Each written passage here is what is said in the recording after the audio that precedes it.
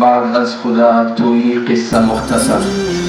اب ہم نعت رسول مقبول صلی اللہ علیہ وسلم کو پیش کرنے کے لیے ایجوکیشن ڈپارٹمنٹ سے عبدالرحمن کو دعوت دیتا ہوں کہ وہ رسول اللہ صلی اللہ علیہ وسلم کی شان میں مدحیہ کلمات پیش فرمائیں۔ تمام احباب سے گزارش ہے کہ ایک دفعہ درود شریف پڑھ لو اپنے دلوں میں۔ مدینے سے اللہ کیوں آ گئے، قلب حیران کی تسکین وہیں رہ گئی، دل وہیں رہ گیا، جان وہیں رہ گئی، خاموشی در پہ اپنی جبیں رہ گئی، دل وہیں رہ گیا، جان وہیں رہ گئی، خاموشی در پہ اپنی جبیں رہ گئی۔ یاد آتے ہیں ہم کو وہ شام و سحر، وہ سکون دلوں جاں وہ روح نظر، یاد آتے ہیں ہم کو وہ شام و سحر، وہ سکون دلوں جاں وہ روح نظر، یہ انہی کا کرم انہی کی عطا، ایک کیفیت دل نشیں رہ گئی۔ اللہ اللہ وہاں کا درود و سلام، اللہ اللہ وہاں کا درود و سلام، اللہ اللہ وہاں کا سجود و قیام، اللہ اللہ وہاں کا سجود و قیام، اللہ اللہ وہاں کا وہ کیف دوام، وہ سلام کہ محمد سے وفا تو نے تو ہم تیرے ہیں، یہ جہاں چیز ہے کیا لوح و قلم تیرے ہیں۔ ایک شاعر نے کہا قوت عشق سے ہر پست کو بالا کر دے، دہر میں اس میں محمد سے اجالا کر دے، نگاہ عشق و مستی میں وہی اول وہی آخر، نگاہ عشق و مستی میں وہی اول وہی آخر، وہی قرآن وہی فرقان وہی یاسین وہی طٰہٰ۔ اب ہم اس عظیم ہستی کا اس کی سیرت بیان کرنے کا پورا بیان یعنی اس کا پروگرام کا باقاعدہ آغاز کرنے کی طرف ہم جا رہے ہیں۔ وہ ہستی کہ جس کے بارے میں ایک شاعر نے 1000 اشعار کہنے کے بعد آخر میں ایک ہی جملے میں آپ کی عظمت شان کی طرف اشارہ یوں فرمایا کہ بعد از خدا توئی قصہ مختصر، خدا کے بعد اگر کوئی ہستی ہے تو وہ اس میں محمد، وہ محمد صلی اللہ علیہ وسلم ہے۔ باقاعدہ پروگرام کا آغاز کرنے کے لیے میں اپنے عظیم مہمان جناب ڈاکٹر فضل ربی صاحب کو دعوت دینے جا رہا ہوں، جو صوبائی صدر ہے جماعت غرباء اہل حدیث جامع مسجد کے، تو میں ان کو جو ہے دعوت دیتا ہوں کہ وہ اسٹیج پر تشریف لا کر سیرت النبی کے حوالے سے اپنے خیالات کا اظہار فرمائے۔ جناب مولانا فضل الربیع صاحب، صوبائی صدر جماعت غرباء الحدیث۔ نحمده ونصلي على رسوله الكريم، أما بعد فأعوذ بالله من الشيطان الرجيم، بسم الله الرحمن الرحيم، وما أرسلناك إلا رحمة للعالمين۔ میں الحمد یونیورسٹی کے تمام انتظامیہ کا بہت مشکور ہوں کہ جنہوں نے ہمیں یہاں پر اکٹھا کیا اور اس عظیم اللہ اکبر ہستی کے بارے میں کچھ بولنے اظہار خیال کرنے کا موقع دیا، جس کے بارے میں اما عائشہ رضی اللہ تعالی عنہا سے کسی نے رسول اللہ صلی اللہ علیہ وآلہ وسلم کے اخلاق کے بارے میں پوچھا تو آپ فرماتی ہے کہ کیا آپ نے قرآن نہیں پڑھا ہے؟ بے شک رسول اللہ صلی اللہ علیہ وآلہ وسلم کا خلق اخلاق تو بس قرآن ہی تھا۔ اس ہستی کے بارے میں ہم کیا کہیں جس کی صفت قرآن میں ہے، جس کی صفت ہمارا اور آپ کا رب عرش سے بیان فرما رہا ہے۔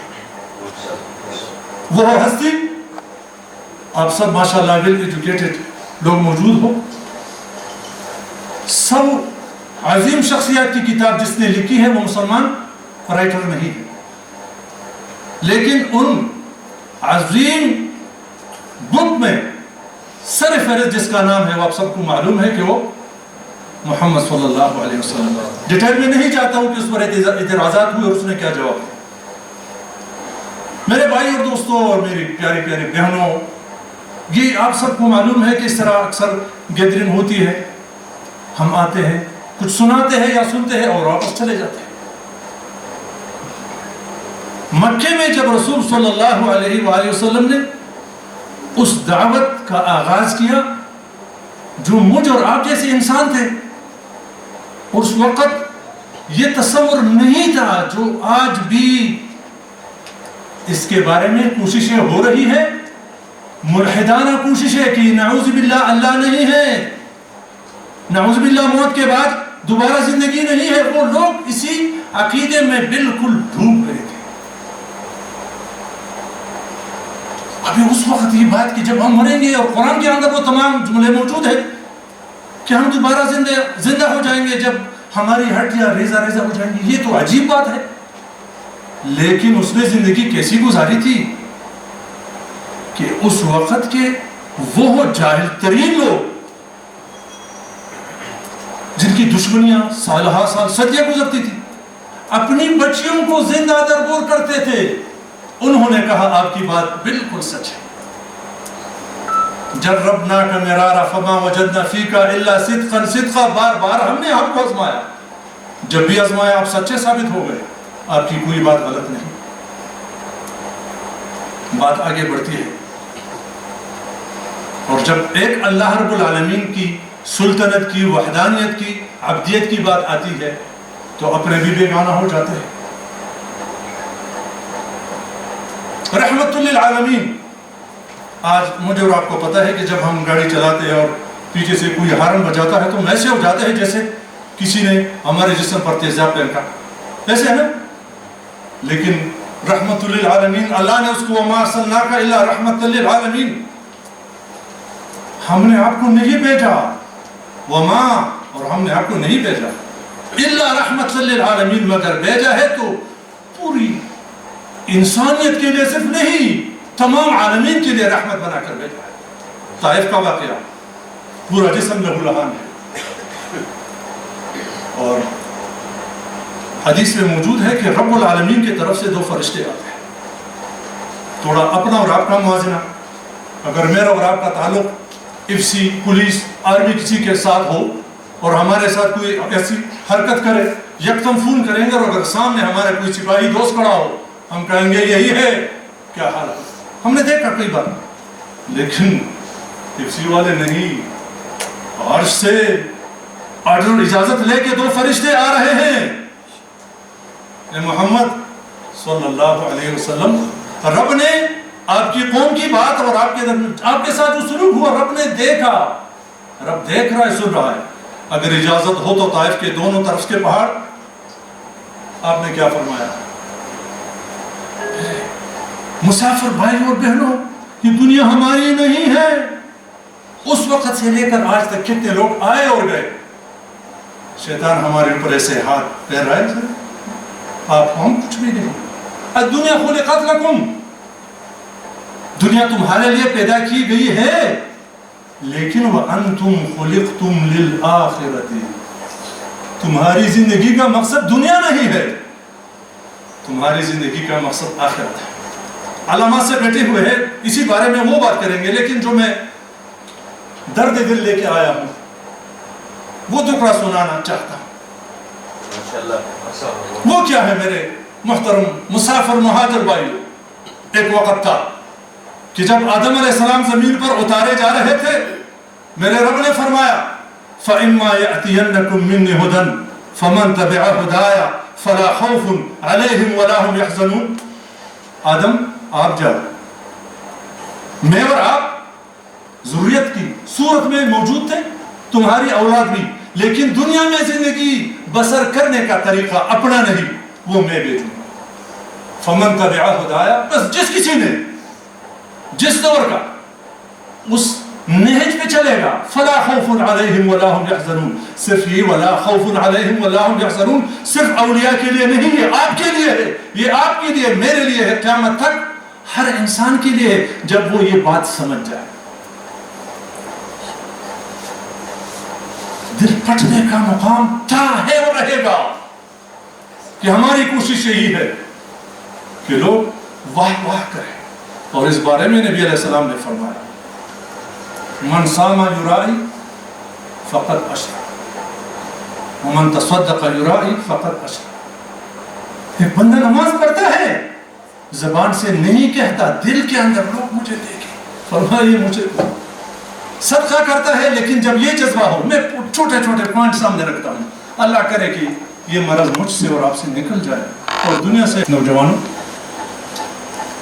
سوچ، اپنے گھر کے افراد میں دیکھو، ہمیں دادا نانا دادی نانی نظر آتی ہے نا، وہ بھی جوان تھے، کڑیل تھے، چہرے پر جھریاں آئی، اٹھ بیٹھ نہیں سکتے، کیا وہ بوڑھے ہوئے اور میں نے اور آپ نے ہمیشہ کے لیے جوان رہنا ہے؟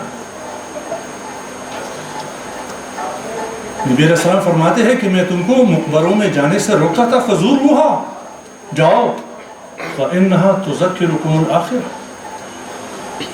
یہ مقبروں میں کی طرف جانا تم کو آخرت یاد دلاتا ہے۔ ادھر ہم دیکھتے ہیں مس فلان، یہ وزیر اعلیٰ تھی، یہ سائنسدان تھی، یہ پروفیسر تھی، یہ فلان تھی، اور یہ فلان تھا، یہ فلان تھا۔ اللہ میں اقبال کے خبر کو دے رکھ، یہاں پر ایک قبرستان میں گیا، ایک ساتھی فوت ہو گیا تھا، اللہ نواہ ہے، میں ایسے کب کبھی مجھ پہ تاری ہوئی کہ اللہ یہ تو وہ انسان پڑا ہے، بارش برستی ہے تو خالی کوئی سوچ نہیں، کہ جب یہ جاتا تھا تو ہارن کیا وہ سگنل کیا وہ بگلے کیا وہ بجاتا کہ روڈ خالی، حج تنہا، میرے پیارو ہم نے ادھر جانا ہے۔ تم رحمت للعالمین یہی سوچ فکر لے کے آئے اور فرمایا، غور سے سنو، ہم غافل ہیں، غور سے۔ رسول اللہ صلی اللہ علیہ وسلم نے فرمایا یتعاقبون فیکم ملائکۃ باللیل و ملائکۃ بالنہار، ہم کنڈی لگا کر بیٹھ جاتے ہیں جناب، خالی تنہائی، بس مزے، جو جی میں کرو۔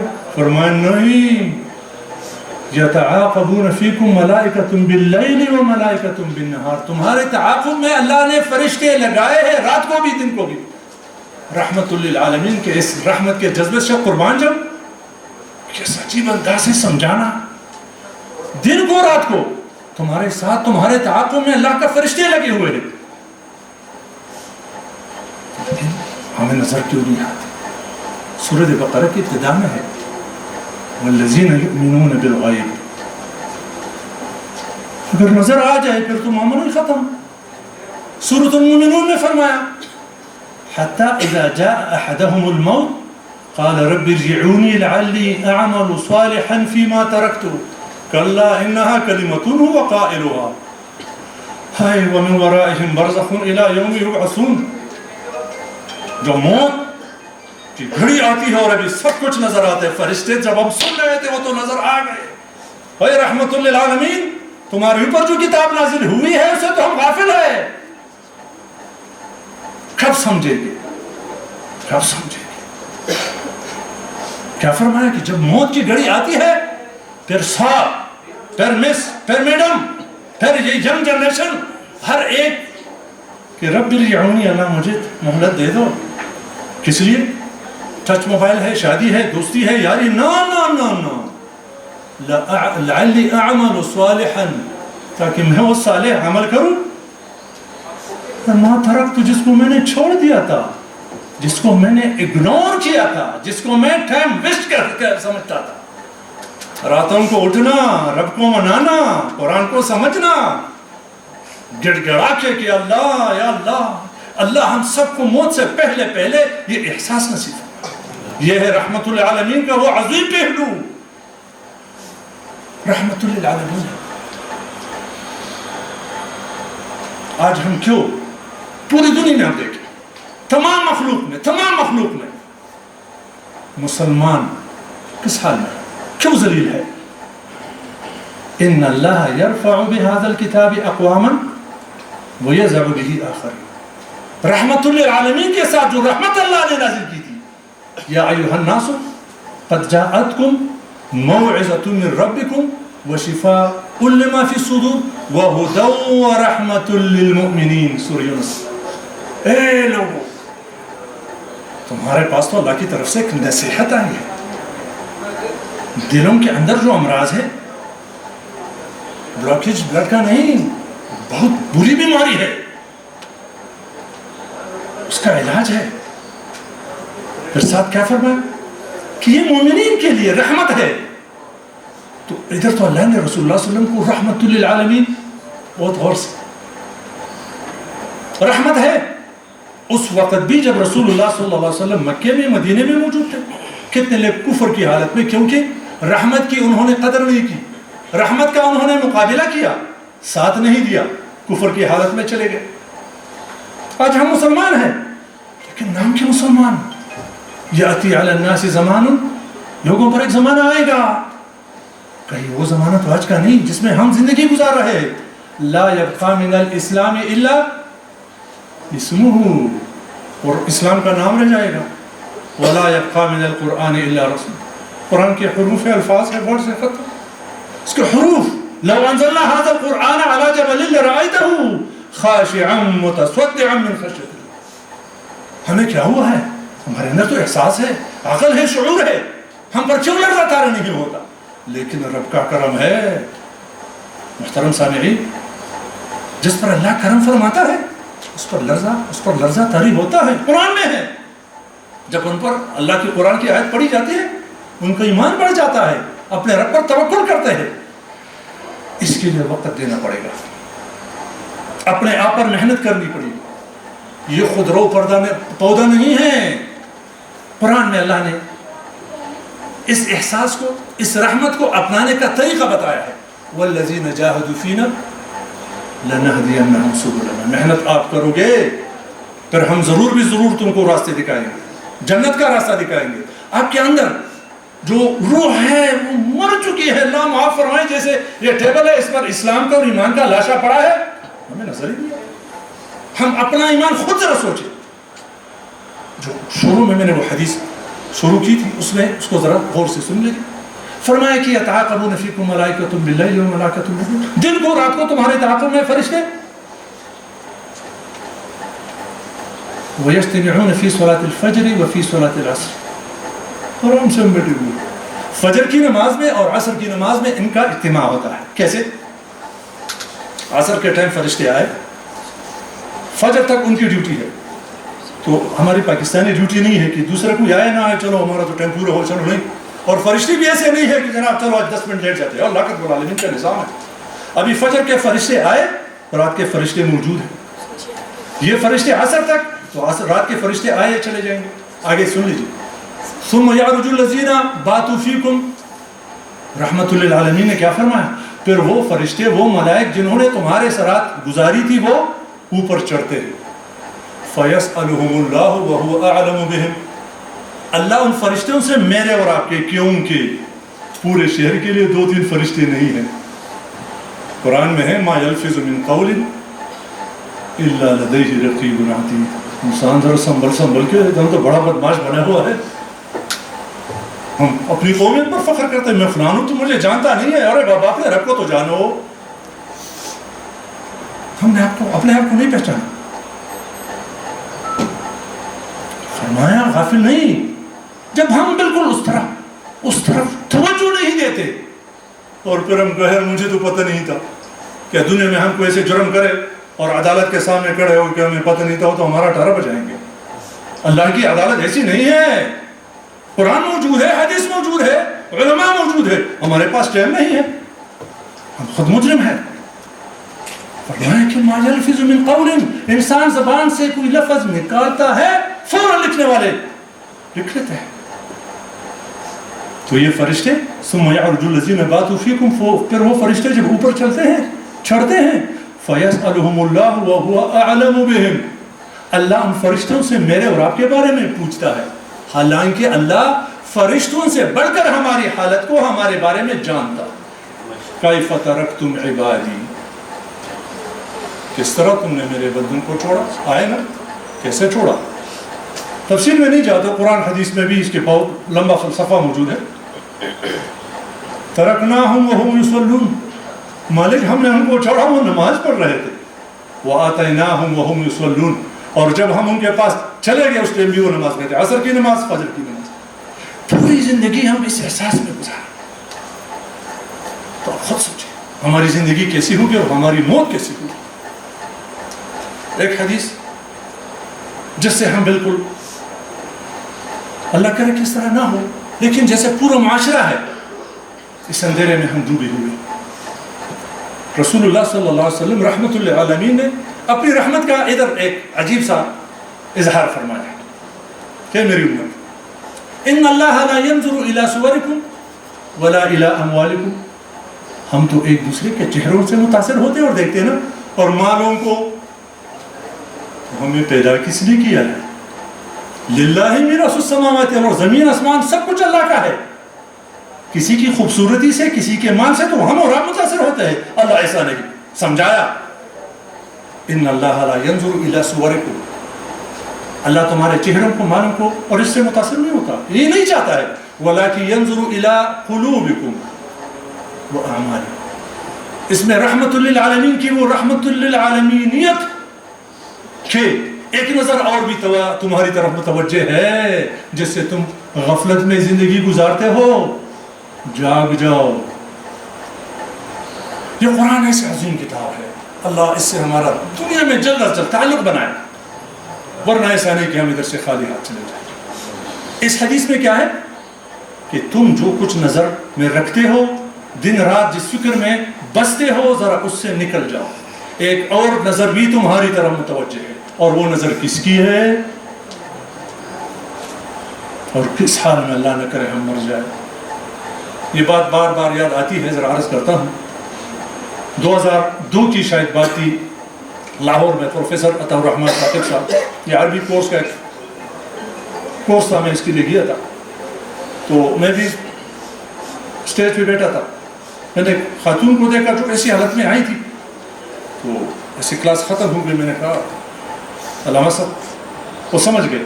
وہ مجھے کہتا بیٹا کہ جتنی لڑکی آپ دیکھتی ایسے درمیان انہوں نے پردہ لگایا تھا، ایک میل دوسری طرف فیمیل.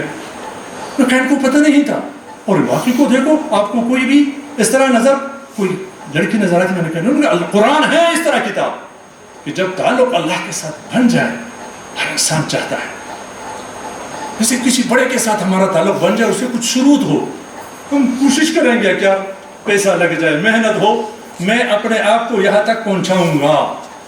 ہمارے دلوں کے اندر اللہ کی اہمیت کیوں نہیں ہے؟ یہ حدیث ہے کہ جب میری امت دنیا کو بڑی چیز سمجھنے لگ جائے گی، نزعت منہا حیبت الاسلام، پھر اس امت کے دل سے اسلام کی عظمت اور ہیبت نکل جائے گی. دیکھیں جب روشنی آتی ہے تو تاریکی ختم ہو جاتی ہے، اندھیرا آتا ہے تو سیم.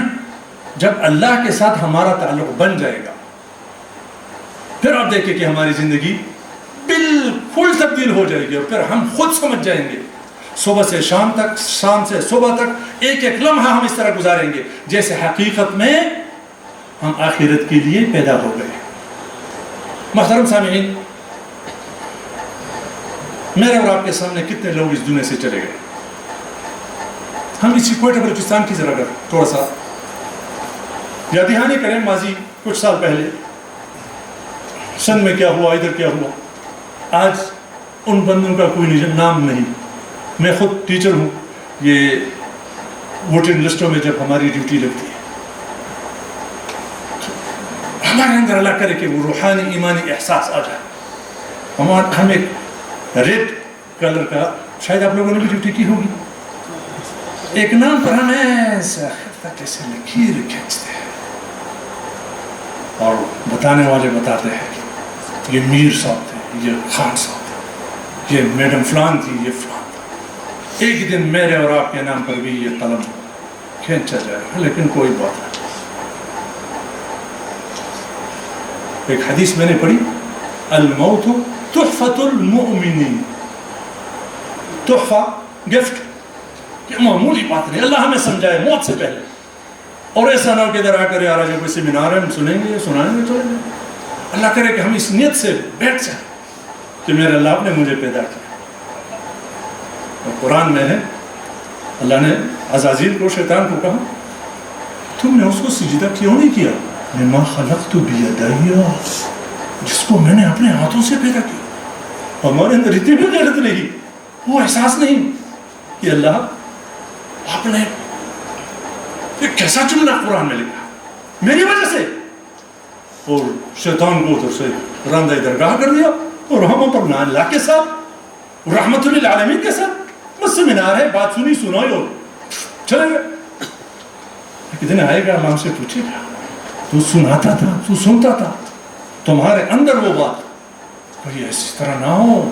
ایسے ٹماٹروں کو لوگ وہ سرسوں کا تیل دیتے، پانی ڈالو اندر کچھ سرکھ. ہمارے ساتھ شیطان نے ایسا نہ کیا ہو. ایک درس سے، ایک سیمینار سے ہماری زندگی تبدیل ہو جائے. ادھر ایک کسیوں میں گیا، ادھر ایک لڑکا مجھ سے چمٹ گیا، میں نہیں پہچانتا، پتہ نہیں انہوں نے کہا نہیں آپ چمن آئے تھے. ایک تقریر سن کر اللہ نے میری زندگی تبدیل کی. ہماری زندگی کب تبدیل ہو جائے گی؟ ہم کس کے انتظار میں ہیں؟ کوئی نبی آئے گا، انا خاتم النبیین لا نبی بعدی، لیکن ساتھ کیا فرمایا؟ کنتم خیر امت اخرجت للناس تأمرون بالمعروف وتنہون عن المنکر وتؤمنون باللہ. میل فیمیل نہیں، سب میری امت ہو، بہترین امت ہو. تو بہترین امت کے لیے جو تمہاری ڈیوٹی ہے وہ بھی قرآن میں ہے، حدیث میں ہے. دیکھیں اگر کوئی میرے اور آپ کے گھر کسی ایل کو باہر سے، ڈنڈے سے، کسی چیز سے، ہم کیا حال ہمارا ہوگا؟ لیکن اسلام کے ساتھ ہاں، لیکن شکر جیسے واقعات ہے کل پرسوں جو واقعہ ہوا، لوگوں کے اندر ایمان ہے، اس طرح نہیں. لیکن ہم شعوری طور پر یہ سوچیں کہ میں کتنا پانی میں ہوں. اگر آج موت آئی ابھی کتنے یہ عید پر 5-6 لڑکے کئی اس طرح ہو گئے، لیکن یہ زیارت گئے تھے، گاڑی گر گئی اور ان کی بخشش نصیب ہوئی.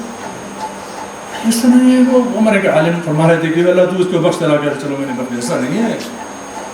دعا میں ہمارا کیا حال ہے؟ رسول اللہ صلی اللہ علیہ وسلم نے فرمایا ادعوا اللہ سے دعا مانگو وانتم موقنون بالاجابۃ، تمہارا یقین ہو کہ میں نے کسی کے سامنے ہاتھ اٹھائے ہیں، دل کا احساس اس کے سامنے ہو، تمہارا یقین ہو کہ میری دعا کوئی ہے جو قبول کرتا ہے اور رد بھی کرتا ہے.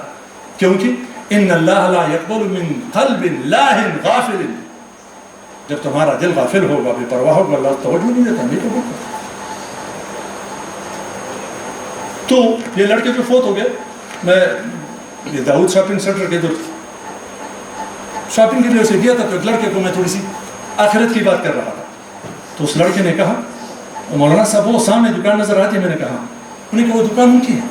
3 दिन दुकान बंद थी, अभी वो लड़के शादीदार, उनका कोई रिश्तेदार हो, रूटीन की जिंदगी है। मेरी और आपकी मौत से अल्लाह गवाह है, हमारे घर पर भी कोई फर्क नहीं पड़ेगा। आजकल हम देखते हैं ना, बड़े बड़े चले गए, ये यूनिवर्सिटी है तो ये फलान है, ये दफातर, सब कुछ चलता रहेगा। हम जब खाली हाथ अल्लाह ना करे चले जाए ना, फिर आना नहीं है। तो मेरी और आपकी जिम्मेदारी, जैसे सेमिनार में उन्होंने, एक तो रसूलुल्लाह सल्लल्लाहु अलैहि वसल्लम ने जो दावत दी, आखिरत की फिक्र, अल्लाह को राजी करने का एहसास, अल्लाह नाराज हो जाता है ये एहसास कि कहीं रब मुझसे नाराज ना हो जाए। तो अल्लाह राजी भी होता है, नाराज भी होता है, अल्लाह का गुस्सा भी आता है, लेकिन अल्लाह अल्लाह है, हमारी तरह तो नहीं है। इन्न अल्लाह ला युमली लिज़ालिम, अल्लाह जालिम को, मुजरिम को, मेल फीमेल कोई भी हो, मोहलत देता है, लेकिन वह इज़ा अख़ज़हु लम यफ़लिदहु, वो पकड़ता है फिर छोड़ता नहीं। तो मौत से पहले पहले, और मौत तुम्हें जवान, शैतान ये दलासा देता है ना, जवान, जब हम बूढ़े हो जाते हैं, अभी तो मेरे बच्चे जवान, और अभी तो पोते हैं, अभी तो नवाज है, अभी से। कुरान में अल्लाह ने फरमाया, या अय्युहल्लज़ीना आमनु तक़ुल्लाह हक़्क़ तुक़ातिही वला तमूतुन्ना इल्ला व अंतुम मुस्लिमून। अल्लाह से इस तरह खौफ इख्तियार करो, डरो जिस तरह डरने का हक है, और तुम्हें मौत ना आ जाए, लेकिन इस हाल में कि तुम अल्लाह के सामने सर तस्लीमी खम हो। शैतान हमारे साथ भी चिमटा हुआ है, नफ्स भी है, किस बात पे हम रोए। लेकिन मुख्तसरन यही शायद अभी मौलाना से भी लाजिमन बात करेंगे, ये कि इस बात को इस तरह हम इस तरह ना छोड़ें कि बात हमने सुनी और अनसुनी कर दी चले गए। हम अपना मुहासिबा खुद करें, ये मैं नहीं कहता, हासिबू क़ब्ल अन तुहासिबू, अपने साथ खुद अपना मुहासिबा करो, इससे पहले कि तुम्हारे साथ तुम्हारा रब मुहासिबा करे। एग्जामिनेशन में अक्सर यार सुपरटेंडेंट साहब बड़े सख्त हैं, ईमानदार होता है ना, सख्त है, तो जब रब खुद इम्तिहान ले रहा हो, वलनब्लुवन्नकुम बिशैइन मिनल खौफि वल-जु'i व नक़्सिन मिनल अमवालि वल-अनफुसि वस-समरात, ये पूरी हमारी पूरी जिंदगी इम्तिहान है। अल्लज़ी खलक़ल मौत वल हयात लियब्लुवकुम अय्युकुम अहसनु अमला, मैं देख रहा हूँ और हम उसकी तरफ तवज्जो नहीं देते। तो वो तवज्जो क्या है कि हम अपने दिल को देखें कि मेरा दिल का ताल्लुक अल्लाह के साथ कितना है या नहीं है, तो मायूस ना हो, मायूस ना हो। गुनाह हो गए हैं, अल्लाह ला तक़नतू मिन रहमतिल्लाह इन्नहु यग़फ़िरु ज़ुनूब जमीअ, हमारे जितने गुनाह हैं मायूस ना होना। रब फरमा रहा है कुरान में, मैं तमाम गुनाहों को बख्श देता हूँ। और हदीस में रहमतुल लिल आलमीन ने क्या फरमाया, अत्ताइबु मिन ज़म्बि कमन ला ज़म्ब लहू। लेकिन इससे पहले गुनाह जो हम करते हैं लिज्जत के लिए, लिज्जत अगर इसमें है लेकिन सुकून नहीं है, रूहानियत मुरझा जाती है। नबी अलैहि सलाम ने फरमाया, इन्नल मुअमिना इज़ा अज़नब ज़म्बन कानत नुक्ततन सौदा।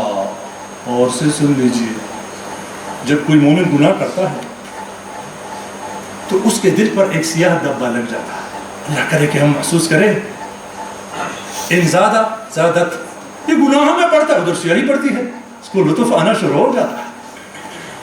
वह इन ताबा, अगर तौबा करता है, वह नज़ाअ से निकल जाता है, वह इस्तग़फ़र, अल्लाह से माफ़ी मांगता है, सुकीला क़ल्बुहु, उसका दिल पाक हो जाता है।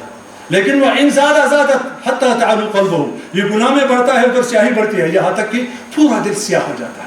अल्लाह न करे इसी हालत में मौत आई, फिर तो लोग बैठेंगे, हाथ उठाएंगे, अल्लाह पाक से, अल्लाह फरमाते मैं बख्श देता हूँ, उसने तो बख्शिश का कोई काम किया ही नहीं। तो अर्ज़ ये है कि मेरी और आपकी जिम्मेदारी क्या है कि हम कुरान को समझें, हम रसूलुल्लाह सल्लल्लाहु अलैहि वसल्लम को समझें और इसी में जिए। कितनी ज़िंदगी है, नबी अलैहि सलाम ने फरमाया, हदीस माशाल्लाह ऐसे इदारे के साथ आप लोगों का ताल्लुक़ है कि जो कि रूहानी मरकज़ है यूनिवर्सिटी, लेकिन लगता है कि माशाल्लाह जैसे कि दारुल उलूम हो। इनको मैं खराज तहसीन पेश करता हूँ, तो जो आप लोगों को दुनियावी तालीम के साथ साथ रूहानी और ईमानी तालीम भी देते हैं।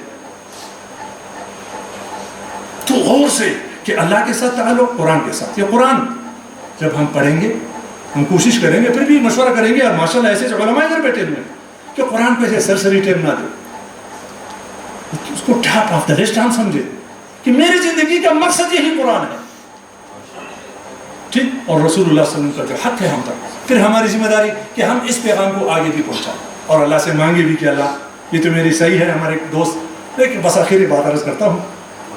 रसूलुल्लाह सल्लल्लाहु अलैहि वसल्लम ने एक दिन सहाबा से फरमाया कि कोई बंदा जन्नत में اپنے عمل سے نہیں جا سکتا. حدیث ماشاءاللہ آپ نے سنی ہے نا. تو وہ صحابی کہتے اللہ کے رسول آپ فرمائے میں بھی اللہ مجھے اپنی رحمت سے لے. یہ حدیث ہے. آگے وہ عالم نے اس پر عجیب بات کی ہے کہ ابھی قیامت کا دن ہو اور آج ہم کہے میں تو بہت تاج گزار ہوں, گناہوں سے بھی بچا ہوں, میں اپنے عمل سے جاؤں. لیکن کوشش تو اس طرح کرے جس طرح کوشش کا حق ہے. قیامت کے دن جب اللہ کے سامنے کھڑے ہوں گے, اللہ میں نے بہت کوشش کی لیکن یا اللہ وہ ٹارگیٹ کو اچیو نہ کر سکا, اللہ تو مجھے معاف کر دے. تو بہت مہربان ہے ہمارا رب. امید ہے اپنے رب سے کہ وہ ہمیں معاف فرمائے گا. اور معمولی بات نہیں ہے. اعددت لعبادی الصالحین ما لا عین رأت ولا اذن سمعت ولا خطر على قلب بشر. اوے دنیا میں بسنے والوں, تعلیم حاصل کی تو تم کیا بنو گے؟ چلو آپ جو چاہتے ہیں اس سے پڑھ کر چیف آف آرمی اسٹاف, آپ پاکستان کے وزیر اعظم اور نہیں ہر کوئی نہیں بن سکتے, بن گئے تو کب تک سکھن کا بن. فرمائے حدیث ہے اور مسلم اور بخاری کے متفق علیہ حدیث ہے. بس اب آخری حدیث کہ میں نے تمہارے لیے جو پروگرام کیا ہے, تمہارے لیے جو کچھ تیار کیا ہے, ماں وہ ہے لا عین رأت. دنیا میں ہے نہیں کہ میں کہوں اس طرح اس طرح اس طرح ہے. دنیا میں نہیں, چلو تو سننا تو ہوگا. نہیں ولا اذن سمعت, کسی کان نے سننا نہیں ہے. کبھی کبھی تصورات میں ہم کہاں سے کہاں چلے جاتے ہیں. فرمایا ولا خطر علی قلب بشر, کسی انسان کے دل میں اس کا تصور تک نہیں آ سکتا. وہ سونے کا ایک ہی, چاندی کا ایک ہی, وہ خوبصورتی وَلَكُمْ فِيهَا مَا تَشْتَهِهِ الْأَنفُسُ. جنت میں وہ کچھ ہے جو تمہارا نفس چاہتا ہے. آج جو ہم اسی حال میں بیٹھے ہوئے ہیں, اگر ایک ایک سے اس کے نفس کے خواہشات کے بارے میں پوچھا جائے یہ دنیا کم پڑ جائے گی. کیا خیال ہے؟ لیکن یہ تو ہم نے کچھ جانا نہیں, کیونکہ ہمارا نفس وہ خواہش کرے گا جس کو ہم نے دیکھا سنا نہیں. کچھ بھی نہیں دنیا میں, یہ تو مٹی ہے, یہ جسم ہے, یہ پار پودے میں تو کچھ بھی نہیں. خواہشات تو ادھر ہے. فرمایا کہ اس کی تکمیل کی جگہ جنت ہے, دنیا نہیں. اللہ مجھے اور آپ کو اس طرح زندگی گزارنے کی سعادت نصیب فرمائے کہ جب موت آ جائے اور ہم چیخیں کہ اللہ میں کب کا مر چکا ہوتا. یہ تو بڑی خوشی کا دن ہے, بڑا خوشی کا مقام ہے. اللہ میرا اور آپ ایمان پر نصیب فرمائے. وما علینا. مولانا فضل الربیع صاحب جو اپنے خوبصورت کلمات کے ساتھ سیرت نبی کو اپنے خوبصورت انداز میں بیان فرما رہے تھے, ایک خاص جذبے اور شوق کے ساتھ, اور ان کے پورے بیان کا اگر خلاصہ پیش کر دیا جائے تو ہم 2 لفظوں میں یوں بیان کر سکتے ہیں کہ رسول اللہ رحمت للعالمین, قرآن کریم رحمت للمؤمنین. اگر انسان اپنے اندر رحمت پیدا کرنا چاہے, ہمارے پاس اب بھی یعنی ایک کتاب موجود ہے قرآن کی صورت میں جو پورے مومنین کے لیے رحمت ہی رحمت ہے. رسول اللہ رحمت للعالمین ہے اور قرآن کریم رحمت للمؤمنین ہے, مومنین کے لیے سراپا رحمت ہے. اب سیرت النبی کے حوالے سے ہم اگلے معزز مہمان علامہ حسین واجدی صاحب کو دعوت دینے جا رہے ہیں کہ وہ تشریف لا کر اپنے خوبصورت اپنے کلمات سے سیرت النبی کو بیان فرمائے. علامہ حسین واجدی صاحب.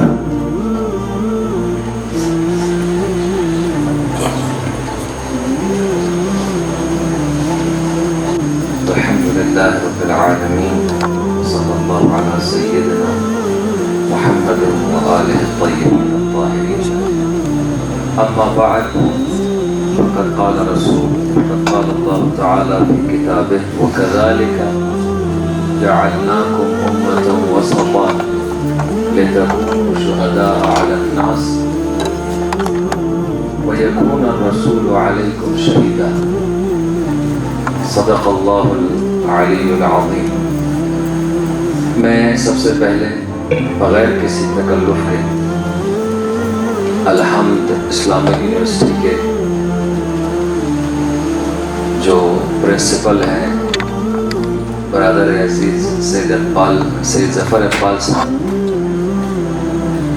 برادر عزیز ڈاکٹر زہیر صاحب اور اس یونیورسٹی کے دیگر جو اساتذہ ہیں اور اسٹوڈنٹس ہیں, ان کا شکریہ ادا کرتا ہوں بندہ حقیر کو یہاں دعوت دی اور کچھ عرائض اور نکات پیش کرنے کا موقع فراہم کیا۔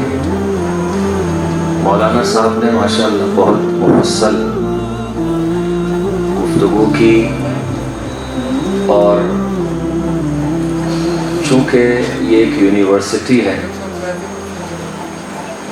اور ایک درسگاہ ہے، تو امید ہے کہ بندے حقیر کے بھی چند منٹ آپ تحمل کے ساتھ، صبر و حوصلے کے ساتھ سنیں گے انشاءاللہ۔ سورہ بقرہ کی ایک آیت کی تلاوت کا شرف حاصل ہوا ہے۔ اللہ تبارک و تعالی اس میں ایک خاص نقطے کی طرف ہمیں متوجہ کرنا چاہتا ہے، اور ہمارے اس سیمینار کا گفتگو کا عنوان بھی تقریباً اس آیت سے کچھ ملتا جلتا ہے کہ رسول پاک بطور رحمت للعالمین اور بطور امت ہماری ذمہ داریاں کیا ہیں۔ مولانا صاحب نے نبی رحمت، رسول رحمت کے حوالے سے مفصل گفتگو فرمائی ہے۔ میں بطور امت ہماری کیا ذمہ داریاں ہیں اس پہ کچھ گفتگو کرنا چاہتا ہوں۔ اللہ تبارک و تعالیٰ نے فرمایا کہ ہم نے تمہیں ایک میانہ اور امت وسط قرار دیا ہے، ایسی امت کے جس میں نہ افراط ہے نہ تفریط ہے۔ افراط یعنی حد سے آگے بڑھ جانا، تفریط یعنی بہت پیچھے رہ جانا، تو جو سینٹر میں ہے اسے کہتے ہیں وسط۔ تو اللہ نے ارشاد فرمایا ہے کہ میں نے تمہیں ایک امت وسط قرار دیا ہے جس میں نہ افراط ہے نہ تفریط ہے۔ کیوں امت وسط قرار دیا ہے؟ لِتَكُونُوا شُهَدَاءَ عَلَى النَّاسِ، تاکہ تم لوگوں کو تمام لوگوں پر گواہ بنا سکو، گواہ قرار دو۔ وَيَكُونَ الرَّسُولُ عَلَيْكُمْ شَهِيدًا، اور تم پر رسول کو گواہ قرار دے سکو۔ اگرچہ آیت آگے بڑھ رہی ہے اور آیت میں اور بھی موضوعات کی طرف اشارہ ہے، میں آیت کے دوسرے حصوں کی طرف نہیں جاؤں گا اور اسی پہ اکتفا کروں گا، اسی آیت کے پہلے حصے پر۔ میں بہت ہی ترتیب کے ساتھ اپنی اور ہماری امت مسلمہ کی ذمہ داریوں کے حوالے سے گفتگو کرنا چاہوں گا۔ سب سے پہلے ہمیں یہ دیکھنا ہے کہ اگر ہم امت ہیں تو امت کا مطلب کیا ہے۔ قرآن کریم میں امت کا لفظ کسی بھی گروہ کے لیے استعمال ہوا ہے، یعنی یہ صرف مخصوص امت مسلمہ کے لیے نہیں۔ ابھی اس وقت جو ہم کمرے میں ہیں، اس وقت ہم ایک امت ہیں، اور قرآن ہی کی آیات میں اس چیز کی طرف اشارہ ملتا ہے۔ لغوی اعتبار سے یعنی گرامر میں جو ایک تو لغت ہے اور ایک اصطلاح ہے، لغوی اعتبار سے اس وقت اس ہال میں بیٹھے ہوئے افراد ایک امت ہیں، ایک گروہ، ایک مجمع ہے۔ اسی طرح سے امت اسلامیہ کو بھی ایک امت کہا جاتا ہے، چونکہ ایک خاص طرز فکر کے نتیجے میں ان کے اندر ایک انسجام ہے، ایک وحدت ہے، ایک اتحاد، اس لیے امت مسلمہ کہا جاتا ہے۔ تو پہلے تو یہ سمجھنا ہے کہ یہ امت اگر ہم ہیں تو کس معنی میں ہے۔ جس طرح اس کمرے میں بیٹھے ہوئے افراد امت ہیں، اسی طریقے سے ایک خاص قوم اور قبیلے کے لوگ بھی امت کہلاتے ہیں۔ جیسے مختلف قومیتیں ہیں ہمارے ملک کے اندر، ہر شخص اپنی اپنی جگہ ایک امت ہے۔ پھر اس کا دائرہ تھوڑا سا وسیع ہوتا ہے۔ ایک شہر کہ لوگ امت کہلا سکتے ہیں۔ پہلے کی بنسبت ایک چھوٹے سے علاقے کی بنسبت شہر کے لوگ ایک امت ہے، کیونکہ اس شہر کے اندر کچھ مفادات ہیں جو اس شہر کے لوگوں کے درمیان کیا ہے، مشترک ہے۔ یہ بھی ایک امت کا معنی ہے۔ اس کو تھوڑا سا اور اگر وسیع کر دیں تو ایک ملک کے لوگوں کو امت کہا جاتا ہے۔ عربی میں امت ہے، اردو میں اگر ہم اس کا ٹرانسلیٹ کریں آسان تو ہم کہہ سکتے ہیں ایک قوم، جیسے ہم کہتے ہیں پاکستانی قوم۔ کیوں؟ چونکہ ایک ملک کی سرحدوں میں ہم رہتے ہیں اور ہمارا نفع اور نقصان یہ کیا ہے، ایک ہے۔ ہم نفع اور نقصان میں ایک ملک کی سرحدوں کے اندر رہتے ہوئے شریک ہوتے ہیں، تو پاکستانی قوم کہتے ہیں۔ اس میں پھر یہ نہیں دیکھا جاتا کہ اس کا تعلق کس قبیلے سے ہے، کس قوم سے ہے، کس زبان سے ہے، حتیٰ کس مسلک سے ہے، حتیٰ کس دین سے ہے۔ جب اس سرحد کے اندر جو آئے گا وہ پاکستانی قوم اور ملت پاکستان کہلائے گا، چاہے وہ مسلمان ہو یا ہندو ہو یا کرسچن ہو یا کوئی اور دین رکھنے والا ہو، پھر یہ پاکستانی قوم کہلائے گی۔ تو قوم کا ایک معنی یہ بھی ہے، جیسے جیسے آپ پھیلتے جائیں گے پھر آپ چلے جائیں بر اعظم میں، تو بر اعظم میں ایشیا ایک علاقہ ہے، پھر اس کے مقابلے میں یورپ۔ لیکن اسلام نے جو ایک قوم کا اور ملت کا تصور پیش کیا ہے اس کا تعلق سرحدوں سے نہیں، کسی شہر سے نہیں، کسی قوم سے نہیں، کسی خاص رنگ، نسل، زبان اور قبیلے سے نہیں ہے، بلکہ اس کا تعلق فکر سے ہے، نظریے سے ہے، اور وہ بالا ترین اور اعلیٰ ترین نظریہ توحید، خدا کی وحدانیت، یہ بالا ترین نظریہ ہے انسانی تاریخ کی ابتدا سے لے کے آج تک، کہ اس نظریے کی بنیاد پر ہم ایک قوم ہیں۔ اور اس کے بعد دوسرے نمبر پر جو نظریہ آتا ہے وہ ہے نبوت کا نظریہ، انبیاء کو جو اللہ کی طرف سے ہدایت کے لیے آئے ہیں ان کو ماننا، جن میں آخری نبی ختمی مرتبہ صلی اللہ علیہ وآلہ وسلم کی ذات گرامی ہے، جن کی ولادت باسعادت کی مناسبت سے یہ سیمینار منعقد ہوا ہے، تو ان پر ایمان رکھنا یہ ایک امت کی دلیل ہے۔ اور اس میں پھر شہر، پھر سرحد، پھر ملک یا بر اعظم نہیں آتا، بلکہ یہ پھر پوری دنیا میں یہ نظریہ پھیل جاتا ہے۔ جہاں پر بھی کوئی کلمہ گو ہے پھر وہ اس امت کا فرد ہے، چاہے اس کا تعلق کسی بھی زمین اور سرزمین یا کسی بھی رنگ اور نسل اور قبیلے سے۔ یہ پہلا نقطہ۔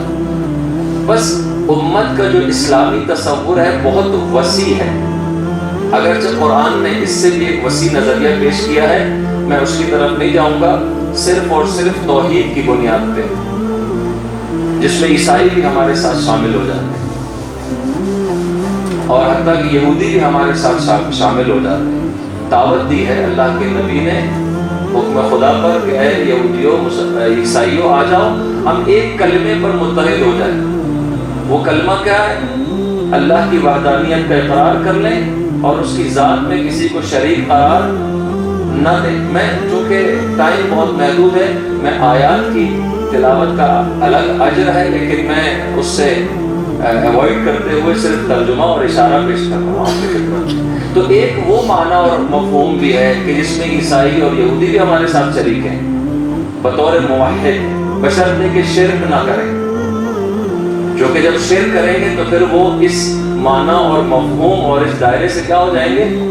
خارج ہو جائیں گے، ٹھیک ہے۔ لیکن بطور مسلمان ہم ایک امت واحدہ ہیں۔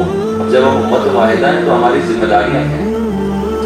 بہت افسوس کے ساتھ کہنا پڑتا ہے کہ آج تک چاہے وہ پاکستان ہو یا بہت سارے اسلامی ممالک ہیں، ان کے اندر ہم نے اسلامی تعلیمات پہ عمل نہیں کیا بطور امت.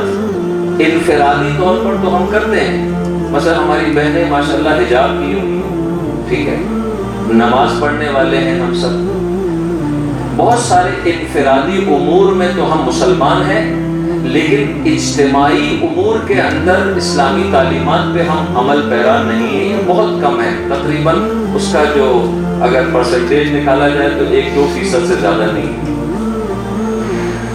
اب وہ جو چند امور ہیں جن پہ میں بطور مختصر صرف اشارہ ہی کروں گا، چونکہ وقت بہت کم ہے اور آپ لوگوں میں بھی مجھے نہیں لگتا کہ حوصلہ جو ہے وہ ہو بندہ حقیر کی باتوں کو سننے کا، اس لیے کہ ظاہر ہے کہ قبلہ کی گفتگو ہو یا میری ہو، ہم دونوں کا تعلق ایک ہی کیٹیگری سے ہے، جس کو آپ لوگ کہتے ہیں ملا یا مولوی. اور مولوی کی باتیں آج سننا اور پھر اس کے بعد سمجھنا بہت سخت مرحلہ ہے. تو میں کوشش کروں گا کہ بہت ہی آسان الفاظ میں چند نکات کی طرف آپ کو متوجہ کروں. ہم امت کیسے بن سکتے ہیں؟ دیکھیں، چونکہ ہم جس علاقے میں اس وقت موجود ہیں، بلوچستان کی سرزمین بہت ہی بہترین سرزمین ہے، لیکن انتہائی افسوس کے ساتھ کہنا پڑتا ہے سوشل اور اجتماعی مسائل میں ہماری قوموں قبیلوں میں اسلام نافذ نہیں ہے، رسمیں، علاقائی رسمیں نافذ ہیں. یعنی ہم اگر کوئی فیصلہ کرنا چاہتے ہیں کسی جھگڑے کا تو اپنی رسم و رواج کے مطابق کرتے ہیں، اسلام کے مطابق نہیں کرتے. مثال کے طور پر شادی بیاہ کا معاملہ ہے، شادی بیاہ میں سوائے عقد یا نکاح کے لیے جو عالم یا مفتی یا مولانا بلایا جاتا ہے، سوائے اس نکاح کے چند جملوں کے تقریباً 99.99% جو رسمیں ہیں وہ غیر اسلامی ہیں، ٹھیک ہے، سوائے وہ صیغہ نکاح کے سب تقریباً غیر اسلامی. کیوں؟ ہم کہتے ہیں کہ ہماری بلوچ رسمیں، پشتون رسمیں، ہزارہ رسمیں، پنجابی رسمیں، یہ جو رسمیں ہیں نا، رواج اپنی قومی، ان کی قدر ہمارے نزدیک زیادہ ہے، اور جو اسلامی رسوم ہے ہم نے ان کو چھوڑ دیا ہے. نمبر 1. دوسرا ایک بہت اہم مسئلہ خواتین کے حقوق کا ہے. وومن رائٹس کے حوالے سے بہت سارے مسائل ہیں پاکستان کے اندر، جو کہ ہم پاکستانی معاشرے میں رہ رہے ہیں، اس لیے اس کی چند باتیں میں آپ کی خدمت میں عرض کروں. بطور امت، چونکہ اللہ کے نبی ایک کامل دین لے کے آئے ہیں، قرآن کی شکل میں اور اپنی سیرت اور اہل بیت کی شکل میں، یہ کامل نظام آپ کو کہیں نظر نہیں آئے گا سوائے اسلام کے اندر. لیکن یہ نظام ہمارے معاشرے میں رائج نہیں ہے، صرف عقیدت کی حد تک ہے. ہم پیغمبر کے لیے نعت بھی پڑھیں گے، ان کا نام سن کے پردہ بھی کر لیں گے، ان کا نام سن کے اپنا سر بھی جھکائیں گے، سینے پہ بھی ہاتھ رکھیں گے، لیکن ان کی سیرت پہ عمل کرنے کے لیے تیار نہیں. یہ ہمارے معاشرے کا ایک بہت بڑا المیہ ہے. بس مثال کے طور پر خواتین کے حقوق، یعنی ہماری ساری خواتین یا بہت بڑی تعداد میں خواتین دنیا غرب، ویسٹرن جو ورلڈ ہے، اپنے حقوق کو منوانے کے لیے ان کی طرف دیکھتی ہیں. اسلامی نظام کے لیے کوئی بھی تیار نہیں ہے کہ اسلامی نظام نافذ ہو تاکہ ہمیں ہمارے حقوق ملے. زمانہ جاہلیت میں جو ابھی اشارہ کیا قبلہ نے کہ اور بچیوں کو زندہ دفن کر دیا جاتا تھا، اس رسم کو کس نے ختم کیا؟ اسلام نے ختم کیا، اللہ کے نبی نے ختم کیا. عورتیں میراث میں تقسیم ہو جاتی تھی، جس طرح پراپرٹی ڈیوائڈ ہوتی ہے نا، تقسیم ہوتی ہے اولاد میں، عورتیں تقسیم ہوتی تھی. یعنی کوئی عزت نہیں تھی، کوئی وقار نہیں تھی، لیکن اسلام نے اس عورت کو آج عزت دی، مقام دیا، اس کو میراث میں حق دیا. لیکن آج اسلام پہ چلنے کی تیار نہیں ہے، اپنے علاقائی رسموں پہ ہم چلنے کے لیے بالکل آمادہ ہے. عورت کو کیا حق ہے میراث میں سے, اور بہت سارے مسائل جو کہ ہمارے معاشرے کے اندر اس وقت جو ہے وہ پیدا ہو رہے ہیں خواتین کے حوالے سے. خواتین کے حقوق اگر کوئی دے سکتا ہے دنیا میں, نہ آپ کو ہیومن رائٹس کی تنظیمیں دے سکتی ہیں, نہ حقوق انسانی کی تنظیمیں دے سکتی ہیں, نہ کوئی اور دنیا کا ادارہ دے سکتا ہے. اگر خواتین کے حقوق مل سکتے ہیں بشرطے کہ وہ نظام نافذ ہو, اس پہ سختی سے عمل ہو, تو پھر فقط اور فقط اسلام ہے جو خواتین کے حقوق کو دے سکتا ہے. لیکن ہماری بہنیں مائیں چونکہ مغربی پروپیگنڈے کے زیر اثر ہیں, ان کی نگاہیں مغرب پہ کہ شاید وہ ہمیں حقوق دلوائے گا. اسی مغرب میں تو ہمارا بیڑا غرق کر رکھا ہے. میں صرف ایک اشارہ, امریکہ سے ہماری 70 سالہ دوستی ہے, ایسی دوستی ہے کہ آج تک ہمیں فائدہ نہیں ہوا, مسلسل نقصان ہوتا جا رہا ہے. اور ہمارے جو بڑے ہیں وہ یہ راز الاپتے ہیں کہ جناب امریکہ ہمارا بہت بڑا دوست ہے. لہذا مغرب کی طرف اگر آپ کی نگاہ ہوگی تو مغرب تو کبھی بھی نہیں چاہے گا کہ اس ملک کے اندر اسلامی نظام نافذ ہو. یہ دوسری مثال میں نے آپ کو عرض کی کہ خواتین کے حقوق کے حوالے سے اور اسلامی امت کے حوالے سے جو کہ ہماری ذمہ داریاں ہیں.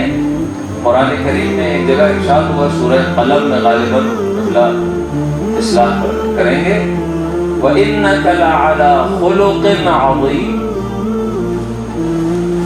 جہاں یہ حدیث ہے اِنَّمَا بُعِثْتُ لِأُتَمِّمَ مَكَارِمَ الْأَخْلَاقِ, اللہ کے نبی نے فرمایا کہ میں مکارم اخلاق کو مکمل کرنے کے لیے مبعوث کیا گیا ہوں, بھیجا گیا ہوں. اور یہی اشارہ قرآن میں بھی ہے. اللہ نے فرمایا کہ ہم نے تمہیں خلق عظیم پر فائز کیا ہے, یعنی آپ پوری کائنات کے انسانوں کے لیے اخلاقی اعتبار سے ایک عظیم رول ماڈل ہے. یہ پیغمبر کی ذات ہے. لہذا پیغمبر کی ذات کو جو کہ ایک رول ماڈل ہے, ہم نے کبھی بھی ایسے رول ماڈل نہیں دیکھا. ہم نے دنیا کی تنظیموں کو, مختلف اداروں کو اپنا رول ماڈل بنایا ہے اور ان سے حقوق لینے کے لیے ہم کوشش کرتے ہیں, لیکن خود اسلامی نظام اور پیغمبر کی جو سیرت ہے اس کی طرف ہماری توجہ نہیں ہے. ہماری فوج, ہماری عدالت, ہماری پولیس, ہماری سیاست, جتنے بھی ادارے ہیں سب میں مغربی نظام نافذ ہے. حتیٰ کہ جو انصاف کا نظام ہے وہی نظام رائج ہے جو برطانیہ ہمیں دے کر گیا. وہاں کی لینگویج کسی کو انگلش سمجھ میں نہیں آتی سوائے چند اسکول کالج جانے والے طالب علموں کے. وہ جو بیچارے آئے ہیں جو کیس لے کے, ان کو انگلش سمجھ میں نہیں آ رہی, جج اور وکیل جو ہے وہ آپس میں انگلش میں بات کر رہے ہیں. وہ بیچارہ جو کیس لے کے آیا اس کو پتہ ہی نہیں کہ ہو کیا رہا, کیس اس کا ہے لیکن زبان اس کی استعمال نہیں ہو رہی ہے. تو یہ تمام نقائص ہمارے معاشرے کے اندر موجود ہیں. کیوں؟ چونکہ ہم نے مغرب کو اپنا رول ماڈل بنایا ہے, اسلام کو اپنا رول ماڈل نہیں بنایا. یہ دوسرا یا تیسرا نقطہ. اور آخری بات جو آپ کی خدمت میں عرض کرنی ہے, ابھی ڈاکٹر حسینی میرے سامنے بیٹھے, ابھی آ رہے تھے تو ایک بات سے بات نکلی تو انہوں نے کہا کہ اس کی طرف بھی آپ ایک اشارہ کر دیں تو شاید مناسب ہو. یہاں پہ چونکہ پڑھے لکھے افراد, باسواد لوگ اور یونیورسٹی کے سطح کے لوگ بیٹھے ہوئے ہیں, تو لہذا اپنے نوجوان دوستوں کو, بچیوں کو اور جوانوں کو متوجہ کرنے کے لیے یہ نقطہ شاید مفید ثابت ہو. ہم نے اسلام کی اقتصادیات پہ بھی کام نہیں کیا. جہاں اسلامی سیاست پہ کام نہیں ہوا, جہاں حقوق اور رائٹس پہ کام نہیں ہوا. حضرت امام حسین علیہ السلام کے ایک فرزند ہیں امام زین العابدین, ان کے کلمات موجود ہیں آج بھی ہمارے پاس کتابی شکل میں, اور اس کتاب کا نام ہے رسالۃ الحقوق. یعنی ایک ایسا رسالہ, ایک ایسی کتاب جو رائٹس کے اوپر ہے. تقریباً شاید 40 یا 50 قسم کے حقوق کا اس میں ذکر ہے. اس میں حکومت کا حق، حاکم کا حق، عوام کا حق، والدین کا حق، بچوں کا حق، استاد کا حق، اور پھر بہت سارے حقوق کا اس میں انہوں نے مختصر ذکر کیا ہے جو آج کتابی شکل میں موجود ہے. ہمارے یہاں اس پہ کام نہیں ہوا. لہذا جہاں سیاست میں ہم غرب کی طرف دیکھتے ہیں، وہاں اقتصاد میں بھی ہم مغرب کو دیکھتے ہیں اور اس کو فالو کرتے ہیں. ابھی میں ذکر کر رہا تھا حسینیان صاحب سے کسی موضوع پہ، تجارت کے موضوع پہ بات شروع ہوئی تو میں نے ایک نقطہ عرض کیا کہ دیکھیں ہمارے یہاں مکتب اہل بیت میں جب ہم جاتے ہیں پڑھنے کے لیے، اعلیٰ تعلیم کے لیے عراق یا ایران، تو وہاں کی جو اسلامک یونیورسٹی ہے اس میں جو سب سے ہائیسٹ لیول کی ڈگری ہے اس میں 2 کتابیں پڑھائی جاتی ہیں اور ہر کتاب کا دورانیہ کم سے کم 3 سال ہے، یعنی وہ ہائیسٹ ڈگری ہے. اس کے بعد پھر اجتہاد شروع ہو جاتا ہے، پھر مقام افتاء ہے یعنی مفتی بننے کا مرحلہ. لیکن اس سے نیچے جو ایک درجہ ہے، جیسے آپ کہہ لیں پی ایچ ڈی، تو پی ایچ ڈی میں فقط اور فقط 2 کتابیں پڑھائی جاتی ہیں. ایک کتاب ایسی ہے جس کا تعلق علم اصول سے ہے جو کہ فتویٰ دینے کے لیے کام آتی ہے، اور ایک کتاب ایسی ہے جس کا تعلق فقط اور فقط تجارت کے اصولوں سے ہے، تجارت کے اسلامی اصول، اور اس کتاب کا نام ہے مقاصد. شیخ مرتضیٰ انصاری نے وہ کتاب لکھی ہے، شاید 200-300 سال پہلے وہ کتاب لکھی ہے، لیکن آج کے اس جدید ترین دور میں بھی وہ کتاب اگر نہ پڑھائی جائے اور کوئی طالب علم اسٹوڈنٹ یونیورسٹی کا نہ پڑھے تو وہ اس کی ڈگری پی ایچ ڈی کی ناقص ہے. 3 سال لگتے ہیں اس کتاب کو پڑھانے اور سمجھانے میں. وہ خود ایک ماسٹر ڈگری ہے. تمام احادیث اور قرآن کی آیات اور سیرت پیغمبر اور سیرت اہل بیت کی روشنی میں وہ تجارت کے اصول موجود ہیں. لیکن آج ہم تجارت کرتے ہیں تو مغربی اصولوں کے مطابق کرتے ہیں. کہیں پر بھی اسلام نہیں ہے سوائے ایک کتاب جو لکھ دی گئی ہے کانسٹیٹیوشن کی شکل میں، آئین کی شکل میں، وہ کسی پارلیمنٹ یا سینٹ کے کسی کمرے میں دھول اور مٹی کی چادر اس پہ ہوگی اور وہ کسی کام کی نہیں. پریکٹیکلی طور پر حتیٰ کہ وہی ناقص آئین جو اسلامی، کیونکہ وہ کامل تو نہیں ہو سکتا کیونکہ ہم لوگوں نے لکھا ہے، لہذا وہی آئین اگر اس پہ بھی عمل ہو جائے تو بہت تبدیلی آ سکتی ہے اس ملک کے اندر. اس پہ بھی عمل نہیں ہوتا، وہ صرف لکھا گیا تھا لیکن عمل نہیں ہوتا. تو ہم سیاست میں، حقوق کے معاملات میں، انتظامی امور میں، دفاعی امور میں، اقتصادی امور میں کہیں پر بھی اسلامی اصولوں پر عمل نہیں ہوتا. لہذا آج ہم دنیا غرب کا مقابلہ نہیں کر سکتے اور نہیں کر پا رہے، چونکہ ہم ان کو فالو کرنا چاہتے ہیں اور فالو بھی نہیں کر پاتے، اسی لیے ہم ناکام ہیں. جب ہم ان کے مقابلے پر ایک سسٹم لے کے آئیں گے تب کہیں جا کے ہو سکتا ہے، اور انشاءاللہ ضرور ہوگا کہ ہم ان کا مقابلہ کر سکیں گے اور یقیناً ان سے بہتر انداز میں ترقی کر سکتے ہیں. اب چونکہ ٹائم نہیں ہے، میرے ذہن میں بہت سی باتیں آ رہی تھی. آج سے 600 500 یا 700 سال پہلے آج کی جو ترقی ہے وہ اسلامی سائنسدانوں کے مرہون منت ہے. یہ گھڑی جو ہم پہنتے ہیں، ٹائم دیکھتے ہیں، یہ کیمرہ جو ہر موبائل میں ہے، اسلامی سائنسدانوں کی ایجاد ہے. لیکن جب ہمارے حکمرانوں نے عیاشیاں شروع کر دی، اس پہ قبلہ نے بہترین گفتگو کی ہے، جب ہم لذتوں کے پیچھے چلے گئے، ہمارے حکمران عیاشی کے پیچھے چلے گئے اور علم کو ہم نے چھوڑ دیا، تو آج ہم دوسروں سے خرید کر ترقی کر رہے ہیں. ایک موبائل 5 لاکھ یا 4 لاکھ کا موبائل خرید کر ہم یہ سمجھتے ہیں کہ ہماری کوئی پرسنالٹی بن گئی ہے. 4 لاکھ کے موبائل سے انسان کی پرسنالٹی بڑھتی نہیں ہے، شاید گھٹ جاتی ہے.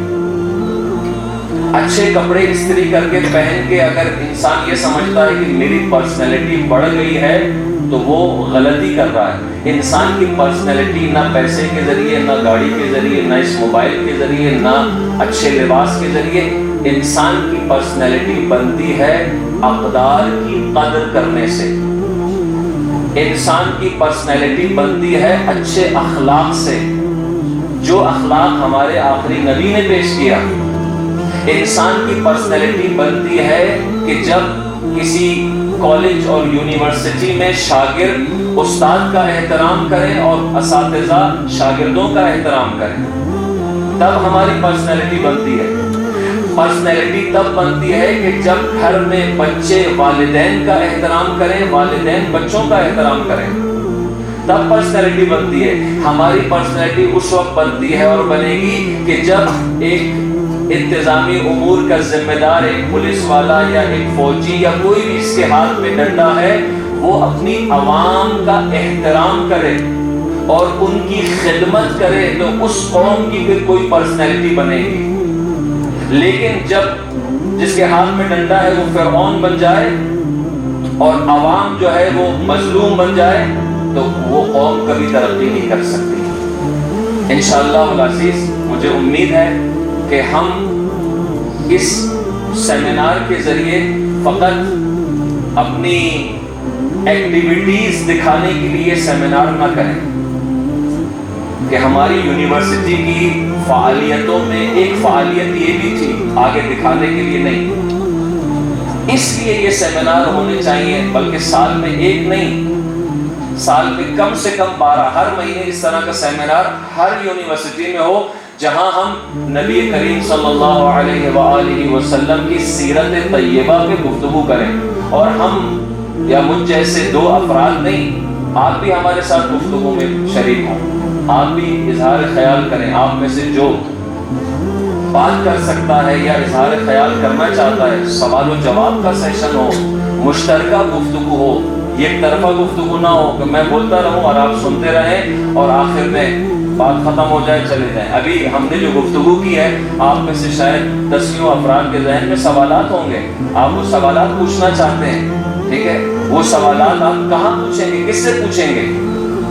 ہم سے پوچھیں، ہم آپ سے پوچھیں. ایک دوسرے کے ساتھ اپنی معلومات شیئر کریں، اپنا علم شیئر کریں، اپنے تجربات شیئر کریں، تب کہیں جا کے بات آگے بڑھے گی. ایک طرفہ گفتگو بہت ہوتی ہے اور ہمارے معاشرے میں ہر جگہ ہوتی ہے ماشاءاللہ، اور میں بھی اور قبلہ بھی جمعے کے خطبے میں ایک طرفہ گفتگو کر کے چلے جاتے ہیں، لوگ عبادت سمجھ کے چلے جاتے ہیں. ہمارے یہاں تبدیلی اس لیے نہیں آتی.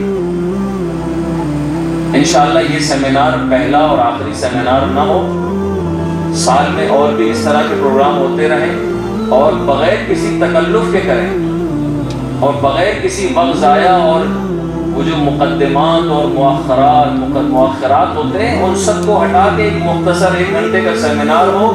10 منٹ 2-4 افراد گفتگو کریں، آخر میں چند منٹ سوالات کا سیشن ہونا چاہیے. بہرحال میں نے قبلہ سے شاید زیادہ وقت لے لیا ہوں، لیکن بہت معذرت خواہ ہوں. لیکن جو نکات میرے دل میں تھے، چونکہ اہل علم ہیں، صاحبان فکر بیٹھے ہوئے ہیں، اس لیے ان چیزوں کی طرف متوجہ کرنا ضروری تھا. والسلام علیکم ورحمۃ اللہ وبرکاتہ. جزاکم اللہ خیر احسن الجزاء. ماشاءاللہ علامہ حسین واجدی صاحب نے بہت ہی خوبصورت انداز میں اپنا مدعا سیرت النبی کے حوالے سے پیش کیا اور اس حوالے سے امت کی کیا ذمہ داریاں بنتی ہیں اس کی طرف ہمیں جوڑنے کی بھی کوشش کی، اور آپ کا بہت بہت شکریہ ادا کرتے ہیں. دونوں حضرات نے بہت ہی خوبصورت انداز میں مدعا پیش فرمایا، اور اگر دونوں حضرات کے مدعا کو مختصر انداز میں پیش کرنا چاہے تو ہم یوں کہہ سکتے ہیں کہ اصل بات یہ ہے کہ مرض ہے کہاں. اگر ہمیں یہ معلوم ہو جائے کہ ہم ہیں مریض، ہم ہیں داغ کے شکار اور ہم علاج کے مستحق ہیں، تو دوسرے نمبر پر یہ بات آتی ہے کہ آپ علاج کہاں سے کروائیں. آج میں ایک کتاب پڑھ رہا تھا، ایک بہت معذرت کے ساتھ علامہ ابن قیم الجوزیہ کی رحمہ اللہ، ان کی کتاب کا نام تھا الداء والدواء. تقریباً 750 صفحات پر ایک کتاب تھی. اور اس میں ساری جگہوں پر یہی بیان کیا گیا تھا کہ بیماری ہے کون سی بیماریاں آپ میں ہیں، اور پھر ان بیماریوں کی نشانیاں کیا ہے اور ان بیماریوں کا علاج کیا ہے۔ اور خلاصتاً وہی ہے کہ جب تک ہم رسول پاک صلی اللہ علیہ وسلم کی سیرت سے نہیں جڑیں گے، اور اسی طرح رسول اللہ کی طرف سے دی گئی جو ہدایت نامہ ہے قرآن کریم کی شکل میں، جب تک ہم اس کو اپنی سیرت میں نہیں لائیں گے، عمل میں نہیں لائیں گے، تب تک ہم اپنی مرض کا علاج نہیں کر سکیں گے۔ اب تک ہماری ساری نظر علاج کے لیے مغرب کی طرف اٹھتی ہے، لیکن اصل علاج اگر ہے تو ہمارے پاس ہی موجود ہے، اور اس عظیم علاج سے ہم بالکل لا علم ہیں۔ تو آپ دونوں حضرات کا بہت بہت شکریہ ادا کرتے ہوئے اب میں اپنی آگے سے درخواست کروں گا کہ اگر اس سیرت النبی کے حوالے سے آپ کے کوئی کوشچن وغیرہ ہیں تو ان کے آنسرز آپ کو اگر معلوم کرنے ہیں تو حضرات سے اپنے سوالات کر سکتے ہیں۔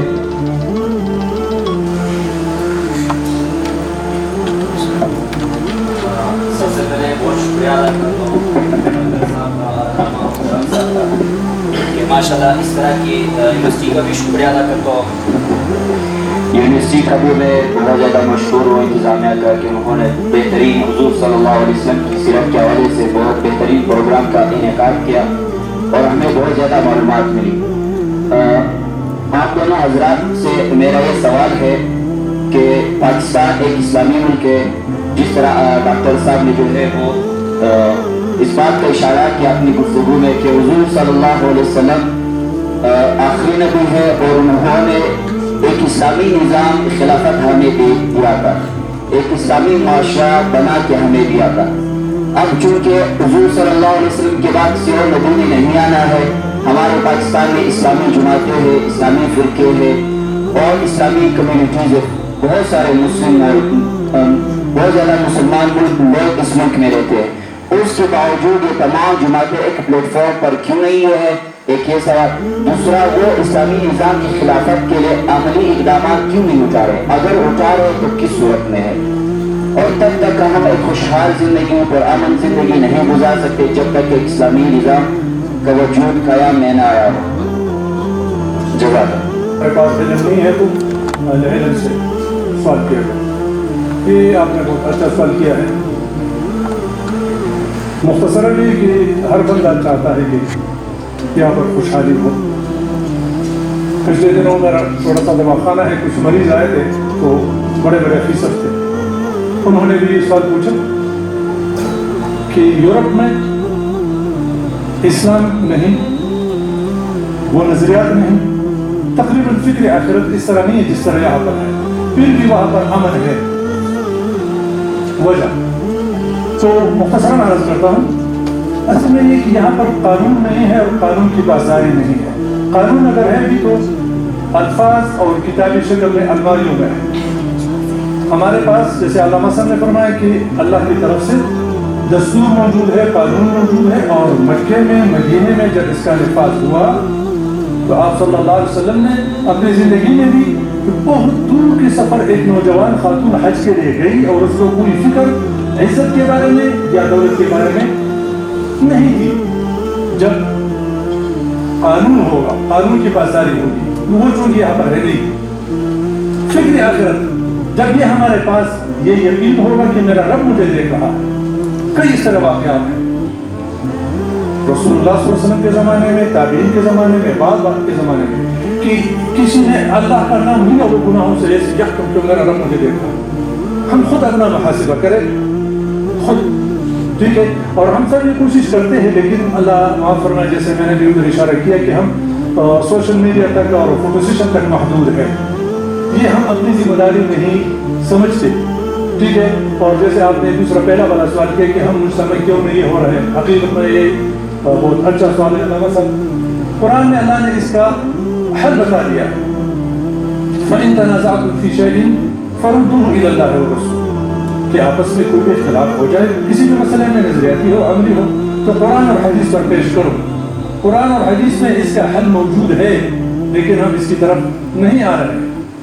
اور اللہ معاف فرمائے، ہم سب اس بارے میں تو ڈیٹیل میں نہیں جاتا ہوں، لیکن جیسے یونیورسٹی کے ماشاءاللہ ذمہ داران یہاں پر موجود ہے، اگر اس طرح سلسلہ جاری رہا تو مجھے اللہ سے امید ہے، کیونکہ علی رضی اللہ تعالیٰ عنہ کو رسول اللہ صلی اللہ علیہ وسلم نے فرمایا تھا کہ اے علی، اگر آپ کی وجہ سے اللہ نے ایک بندے کو بھی ہدایت دی جو آپ کے لیے سکون سے بہتر ہے، ہم نے خود اپنا کوشش کرے کہ میں نے اللہ کے سامنے پیش ہونا ہے، ٹھیک ہے؟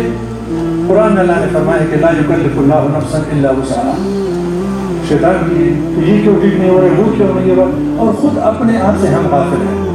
قرآن میں اللہ نے کیا فرمایا؟ لا یکلف اللہ نفسا الا وسعها، اللہ کسی نفس پر اس کے برداشت سے زیادہ وزن نہیں ڈالتا۔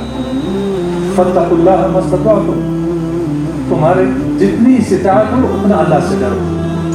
تو انفرادی طور پر اگر ہم یہ کوشش کریں، اور یہ بھی قرآن کے اندر یہ آیت موجود ہے، یا ایھا الذین آمنوا علیکم انفسکم لا یضرکم من ضل اذا اهتدیتم، اے ایمان والو تم پر تمہاری اپنی جانیں، اگر باقی لوگ گمراہ ہیں تو ان کی گمراہی سے تمہیں کوئی نقصان نہیں پہنچتا، لیکن اگر تم خود ہدایت پر ہو تو اگر ہم خود ہی کوشش کریں، میرا گاڑی ایک میکینک کے پاس لے گیا تو الحمدللہ بہت دیندار بندہ ہے، یہ باتیں ہو رہی تھی، کوئٹہ کے حوالے سے ہم دیکھیں تو مسجد بری ہے، جو جماعت ہے تو شیعوں کو دیکھو، فران کو دیکھو، اور لیکن دکانوں میں دیکھو، ہر جگہ پر بیماری ہے۔ تو میں نے ان کو کہا کہ سر اگر میں ٹھیک ہو جاؤں اور آپ ٹھیک ہو جائے، میں بات کر رہا ہوں ہمیں اور آپ کی وجہ سے کیا ہو جائے گا؟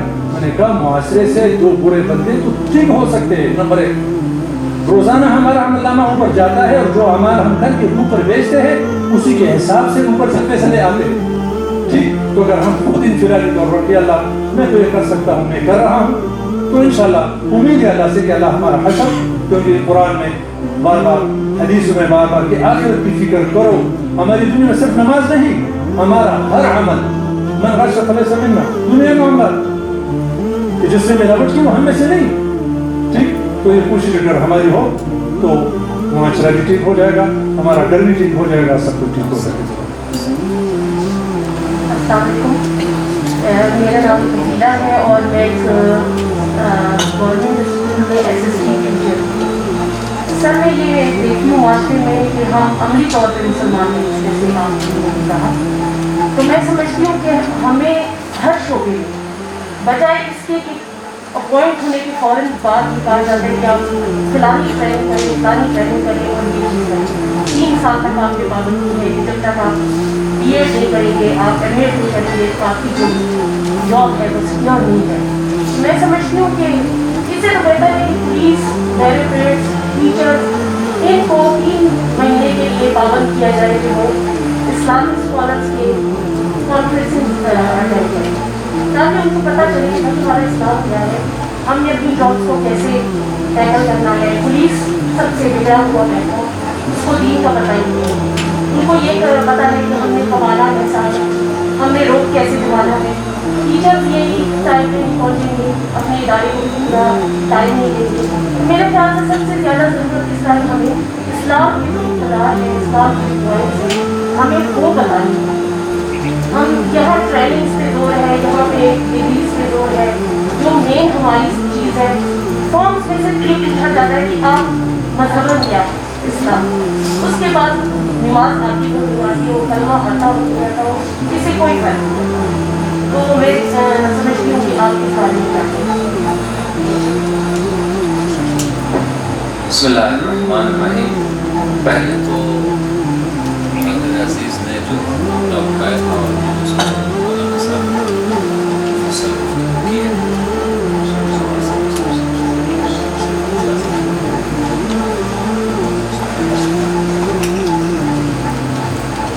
مختصر طور پر یہ کہہ سکتا ہوں کہ مختصر یہ عرض کر سکتا ہوں آپ کے سوال کے جواب میں، پھر اس کے بعد میں بہن نے جو نقطہ اٹھایا ہے اس پہ مختصر عرض کروں گا۔ مولانا صاحب نے جو کچھ کہا بالکل ٹھیک ہے، لیکن میں تھوڑا سا متفاوت اور مختلف سوچتا ہوں اور دیکھتا ہوں۔ آپ جو فرما رہے ہیں کہ نظام میں خلافت پہ ابھی تک کام کیوں نہیں ہوا، لوگ متحد کیوں نہیں ہوتے؟ پہلی بات تو یہ ہے کہ پاکستان ایک اسلامی ملک نہیں ہے، پاکستان ایک مسلمان ملک ہے، دونوں باتوں میں بہت فرق ہے۔ اسلامی ملک اسے کہتے ہیں کہ جس میں اسلامی نظام پریکٹیکلی ہر ادارے اور ہر جگہ پر نافذ ہو تو اسے کہا جاتا ہے اسلامی ملک. تو عملی طور پر تو شاید بہت جزئی اور بہت مختصر کہیں اگر کوئی قانون نافذ ہوتا ہو یا پرسنل لا کی صورت میں اگر نافذ ہوتا ہو تو ہوتا ہے، لیکن عملی طور پر شاید 90% اسلام ہمارے اداروں کے اندر نافذ نہیں ہے. تو جب اسلام نافذ نہیں ہے اور ہم مغربی نظام پہ چل رہے ہیں تو اسلامی ملک کیسے ہو گیا؟ ہاں مسلمان ملک ضرور ہے. کیوں؟ چونکہ یہاں کی آبادی تقریباً 100% کے قریب کیا ہے؟ مسلمان.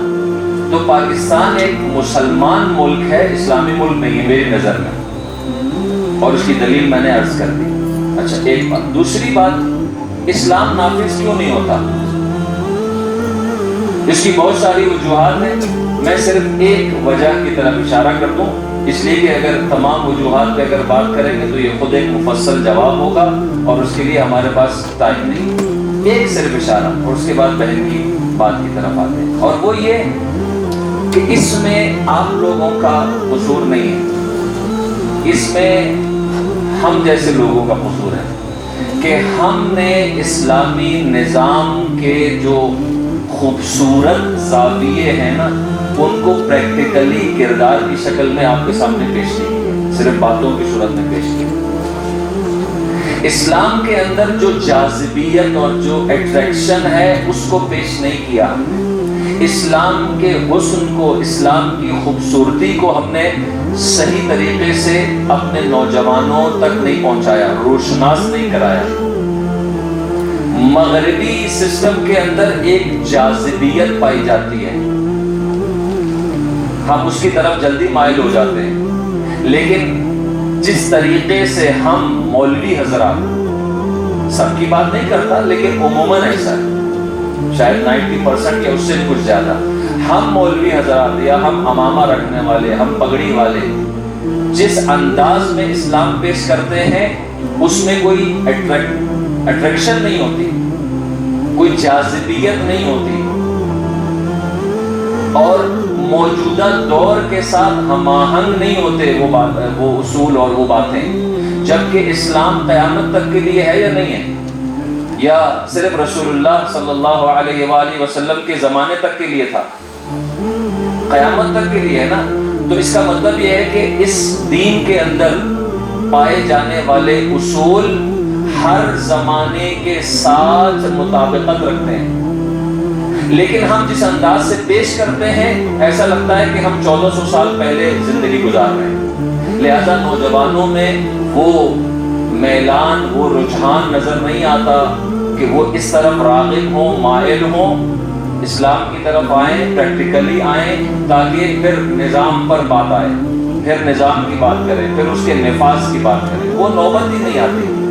ہم صرف نماز اور روزے تک ہیں، اس سے زیادہ نہیں، اور ہم اپنی قومی اور علاقائی رسم و رواج کے زیادہ پابند ہیں. دوسری بات جو بہن نے کی، بہن کا سوال نہیں ہے بلکہ ایک مشورہ ہے، اور بہت اچھا مشورہ ہے کہ یہ ساری کمیاں، نقائص، یہ عیوب ہمارے معاشرے میں موجود ہیں واقعہ، لیکن ان باتوں کا تعلق وہ مجھ سے اور آپ سے نہیں، یعنی ہمارے اختیار میں نہیں. کچھ چیزیں ایسی ہوتی ہیں کہ وہ انفرادی آپ اپنے بچے کو ٹھیک کر سکتے ہیں. آپ ایز اے ٹیچر اپنے شاگرد کو کیا کر سکتی ہیں؟ امر بالمعروف کر سکتی ہیں، برائی سے روک سکتی ہیں، نصیحت کر سکتی ہیں. لیکن آپ پورے ایک نظام کو اگر ٹھیک کرنا چاہتی ہیں تو یہ کام میرا اور آپ کا نہیں ہے، انڈیویجولز کا نہیں ہے، یہ حکومت کا ہوتا ہے. برائی کو اعلیٰ پیمانے پہ اور بڑے پیمانے پہ روکنے کا کام گورنمنٹ کا ہے. تو یقیناً پولیس کے اندر، ٹیچرز کے اندر، اسکول اور کالجز کے اندر، ہسپتالوں میں اور جتنے بھی ادارے ہیں ان کے اندر تعلیمی نظام تو موجود ہے، لیکن تربیت کا نظام جو ہے وہ ختم ہو چکا ہے. پڑھانے والے کو صرف یہ فکر ہے کہ مجھے یہ کتاب ختم کرنی ہے، سلیبس مکمل کرنا ہے اور بچوں کو اچھے نمبر دلانے ہیں. ان کی تربیت کیسے کرنی ہے، ان کو اخلاق بھی سکھانا ہے۔ استاد پڑھانے سے زیادہ ایک اخلاق کا نمونہ ہوتا ہے۔ آپ کو پتا ہے نا، آپ سب جانتے ہیں، ایک بچہ جب گھر میں آتا ہے، ماں یا باپ کچھ کہتے ہیں تو بچہ فوراً اعتراض کرتا ہے، نہیں ہماری ٹیچر نے تو یہ کہا تھا، یعنی وہ ٹیچر کی بات کو بہت اہمیت دیتا ہے۔ ٹیچر اگر اس بچے کی تربیت بھی کرے، اخلاقی تربیت، اسکولوں کے اندر نماز کا نظام نہیں ہے باجماعت، کالجز کے اندر، یونیورسٹیز کے اندر باجماعت کا نظام شاید بہت جزئی طور پر ہوگا، لیکن قانون کی شکل میں یا عمومی صورت میں نہیں ہے۔ یہ تمام چیزیں جو بہن نے بیان کی، بالکل ہر ادارے کے اندر باقاعدہ اس ادارے میں کام کرنے سے پہلے، ڈیوٹی جوائن کرنے، جاب جوائن کرنے سے پہلے باقاعدہ 1-2 مہینے 3 مہینے یا جو بھی ایک تربیت کا نظام ہونا چاہیے، اور فقط ان لوگوں کے لیے نہیں جو جاب کرنا چاہتے ہیں۔ اصل اسکول میں پہلی کلاس سے لے کے یونیورسٹی تک جو ہے وہ نظام تربیت بھی ہونا چاہیے۔ قرآن کریم نے سورہ جمعہ میں کیا فرمایا اللہ تبارک و تعالی، وَيُزَكِّيهِمْ وَيُعَلِّمُهُمُ الْكِتَابَ، پہلے تزکیے کا ذکر ہے، پاک کرنے کا ذکر ہے، تربیت کا ذکر ہے، بعد میں علم کا ذکر ہے۔ گندے گلاس میں اگر اس کے اندر پہلے سے گندگی ہو اور صاف پانی ڈالیں گے تو کیا ہوگا؟ صاف پانی بھی گندا ہو جائے گا۔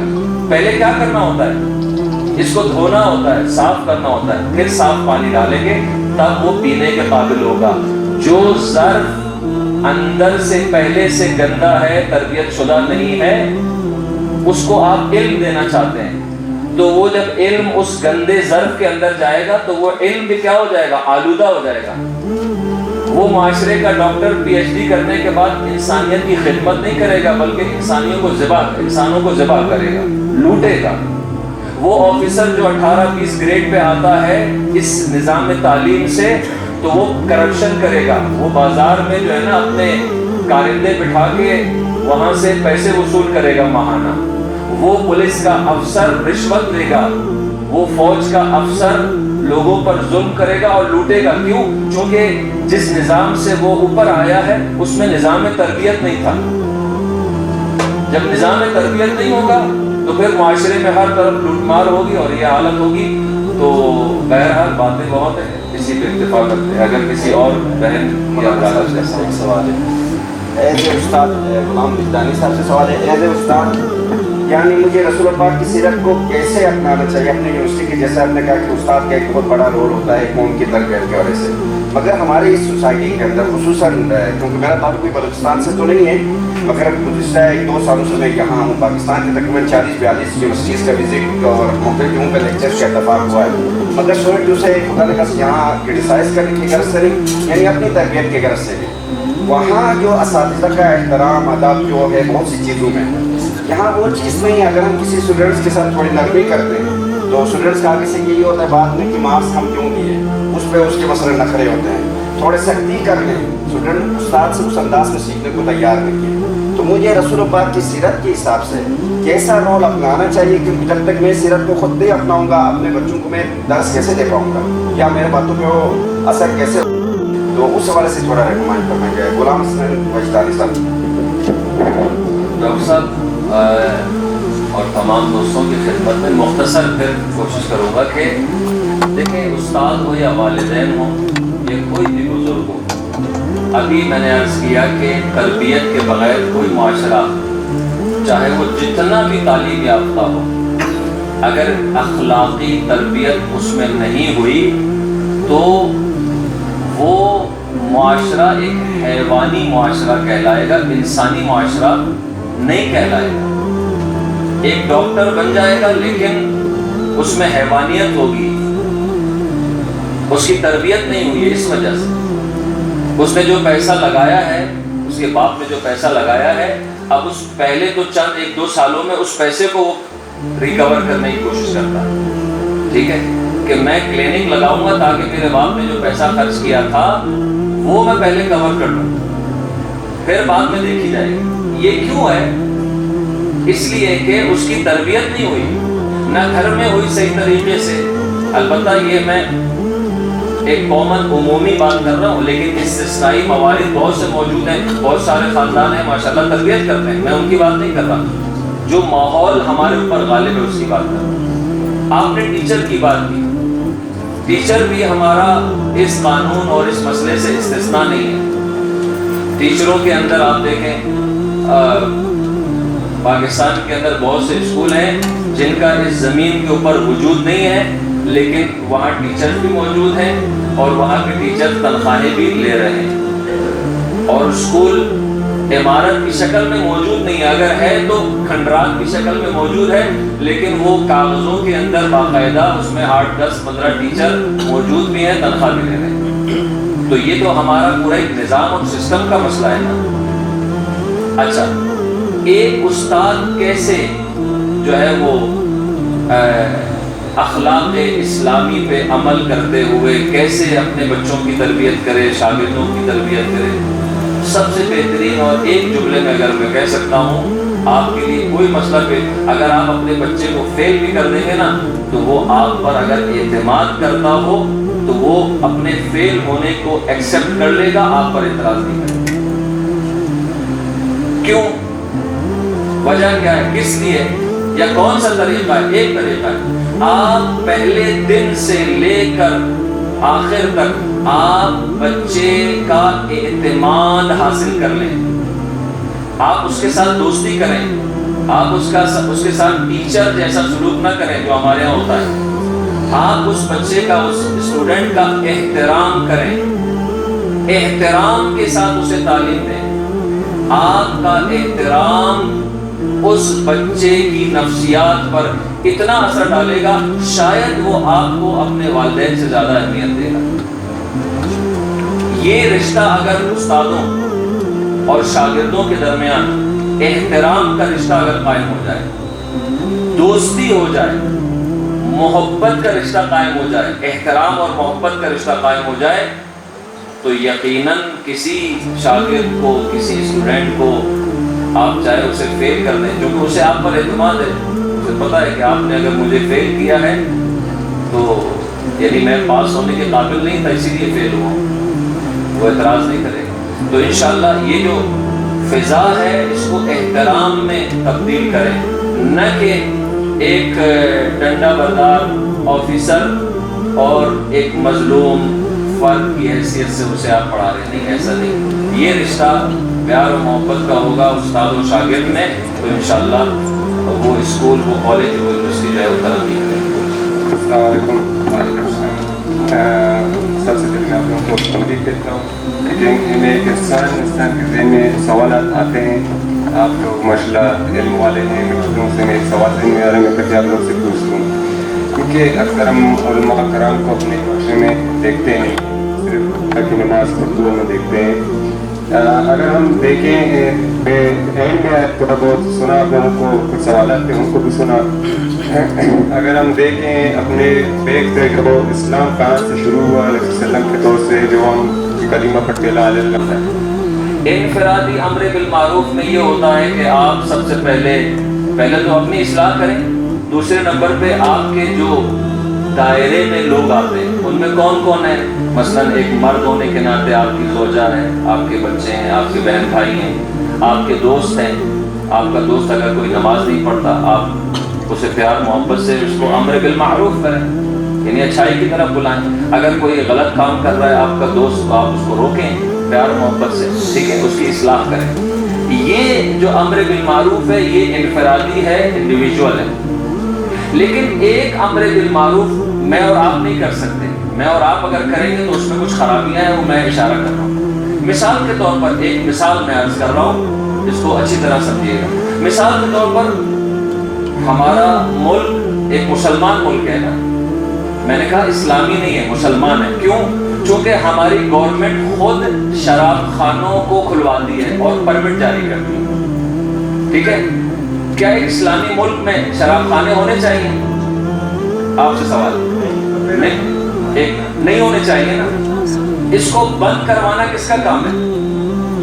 اسلام کے بارے میں پورا سے نہیں، ہاں، یعنی نظام کا کام ہے کہ وہ اول تو پرمٹ جاری نہ کرے، لیکن اگر کسی نے جب خود گورنمنٹ پرمٹ جاری کر رہی ہے تو آپ کیا کریں گے؟ آپ یا تو یہ کریں گے توڑ پھوڑ کریں گے، جا کے ادھر حملہ آور ہو جائیں گے. اور جیسے ابھی جو ہوا نا معاملہ، ایک بندے خدا جو بھی تھا اس نے توہین کی نہیں کی مجھے نہیں معلوم، پشتو میں بول رہا تھا میری سمجھ میں نہیں آیا، شاید اس نے توہین کی ہوگی، اس کو تھانے میں بند کر دیا. اچھا وہیں پہ پولیس والے نے اس کو قتل کر دیا. ٹھیک ہے، اس نے توہین کی، غلط کام کیا، لیکن کیا مجھے اور آپ کو یہ حق حاصل ہے کہ ہم اسے قتل کر دیں؟ کیوں؟ مسئلہ ریاست کا نہیں ہے، نظام کا ہے. کوئی بھی نظام کسی بھی ملک میں آپ یہ کام نہیں کر سکتے. کیوں؟ چونکہ اگر ہر شخص قانون کو اپنے ہاتھ میں لے لے گا تو نظام درہم برہم ہو جائے گا. پھر ہر شخص اپنی جگہ پولیس بنا ہوا ہے، ہر شخص جو ہے صدر بنا ہوا ہے، ہر شخص وزیر اعظم بنا ہوا ہے. تو یہ شراب خانے کون بند کروائے گا؟ ایسے ایک نفر انفرادی میں یہ نہیں کر سکتا. میں جا کے کہوں گا جناب شراب خانہ بند کر دو، تو کہے گا جناب گورنمنٹ آف اسلامی جمہوریہ پاکستان نے مجھے پرمٹ دیا ہے، تم کون ہوتے ہو بند کرانے والے؟ بلکہ وہ میرے خلاف کیس بھی کر سکتا ہے چونکہ وہ قانونی کام کر رہا ہے. ٹھیک ہے، یہ ذمہ داری کس کی ہے؟ ریاست کی ہے، نظام کی ہے. ٹھیک ہے، تو پھر ایک امر بالمعروف انڈیویجول ہوتا ہے جو آپ کے اختیار میں ہے، آپ کی ذمہ داری ہے، فرض ہے آپ پر، آپ اس کو روکیں. ایک ذمہ داری سسٹم کی ہے، حکومت کی ہے، اور حکومت کے کاموں میں اگر آپ دخالت کریں گے تو آپ کے ضرر میں ہے. تو لہذا برائی سے روکنا ضرور ہے، لیکن اپنی حدود میں رہ کے. اپنی حدود کو کراس کریں گے تو آپ کو نقصان ہوگا. اپنی جان بچانا واجب ہے نا. ٹھیک ہے، یا تو آپ خودکشی کر لیں، خودکشی کے لیے تیار ہیں تو آپ خودکشی کر لیں. ٹھیک ہے، آپ اس کو جو بھی نام دیں، لیکن آپ نظام کو پہلے سسٹم کو چینج کرنے کی کوشش کریں، اسلامی نظام نافذ کرنے کی کوشش کریں. آپ ایک شراب خانہ بند کرائیں گے تو دوسری جگہ 10 کھل جائیں گے. آپ اسلامی نظام کو نافذ کرنے کی کوشش کریں، تب کہیں جا کے یہ ساری برائیاں یا بہت ساری برائیاں. کیا آپ سے سوال، کیا رسول اللہ صلی اللہ علیہ وآلہ وسلم کے زمانے میں کوئی برائی نہیں ہوتی تھی؟ میرا سوال کوئی شراب نہیں پیتا تھا؟ پیتے تھے نا. یعنی اسلام نافذ ہونے کے بعد حتیٰ کہ رسول اللہ جیسی ہستی بھی اگر حکومت میں اور برسر حکومت بیٹھے ہوئے ہیں تب بھی برائی کرنے والے لوگ موجود ہوتے ہیں. لیکن چونکہ نظام اچھا ہوتا ہے، نظام انصاف ہوتا ہے، لہذا کم سے کم خرابی ہوتی ہے. لیکن جہاں پورا سسٹم خراب ہوگا، نظام خراب ہوگا، تو معاشرے کا ہر فرد اگر کسی کو 10 روپے کرپشن کرنے کا موقع ملے گا نا تو وہ اسے ضائع نہیں کرے گا. ایک چوکیدار اور چپڑاسی سے لے کے صدر اور وزیر اعظم تک سب کرپشن میں ملوث ہوں گے. کیوں؟ چونکہ نظام خراب ہے. نظام کو ٹھیک کرنے کے لیے پہلے نمبر پہ میں اپنی اصلاح کروں، اور جو ہم اور مجھ جیسے افراد جو اسلام کو لوگوں کے سامنے پیش کرتے ہیں نا ایک پروڈکٹ کے طور پر. دیکھیں کامیاب تاجر وہی ہوتا ہے کہ جو اپنی پروڈکٹ کو خوبصورت انداز میں پیش کرے. تو اسلام کا نظام ایک بہترین نظام میں پیش کرنے والے کون ہیں؟ جیسے آپ نے کہا نہ رسول اللہ ہے، نہ اہل بیت ہے، نہ اصحاب ہیں. ٹھیک ہے، آج ہم ہیں، مجھ جیسے پگڑی والے لوگ ہیں، تو ہم جس طرح پیش کریں گے آپ اسی طرح اس کو قبول کریں گے. ہم اگر صحیح پیش کریں گے تو صحیح طریقے سے آپ قبول کریں گے. اگر ہم اپنے مفادات اور اپنے فرقوں کی حدود کے اندر رہتے ہوئے تعصب کے ساتھ پیش کریں گے تو آپ بھی اس کو تعصب کے ساتھ قبول کریں گے. یہ بہن یہاں بچی ہے ہماری، سوال کرنا چاہتی. جی خریف آج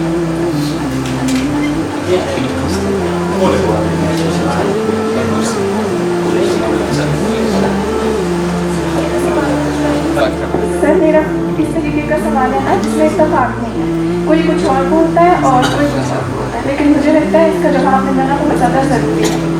جیسے کہ آج کا جو ہے وہ کہتے ہیں عورتوں کی جو نماز ہے ان کا تکبیر کا طریقہ الگ ہوتا ہے، ان کے سجدے کا طریقہ الگ ہوتا ہے، ان کا رکوع کا طریقہ तरीका अलग होता है, उनका अतहियात में बैठने का तरीका अलग होता है। लेकिन अभी कुछ ऐसे बड़े बड़े मौलवी भी सामने आ रहे हैं जो कि कहते हैं कि औरतों और मर्दों की नमाज सेम है, इनमें इसमें कोई डिफरेंस नहीं है, यानी उनका तकबीर, उनका सजदा, उनका रुकू सब कुछ सेम होता है। तो अब ये नहीं समझ आती कि कौन सा नमाज का तरीका सही है जो हमें पढ़नी चाहिए। अगर वो तरीका सही है जो कि मर्दों का है और औरतें को नहीं अपना रही, तो वो नमाज़ें जो हमने अभी पढ़नी है वो कबूल हुई है, या वो तरीका सही है जो कि हम अपना रहे हैं, जो होते अभी भी नमाज उस तरीके से पढ़ रहे हैं। तो हमसे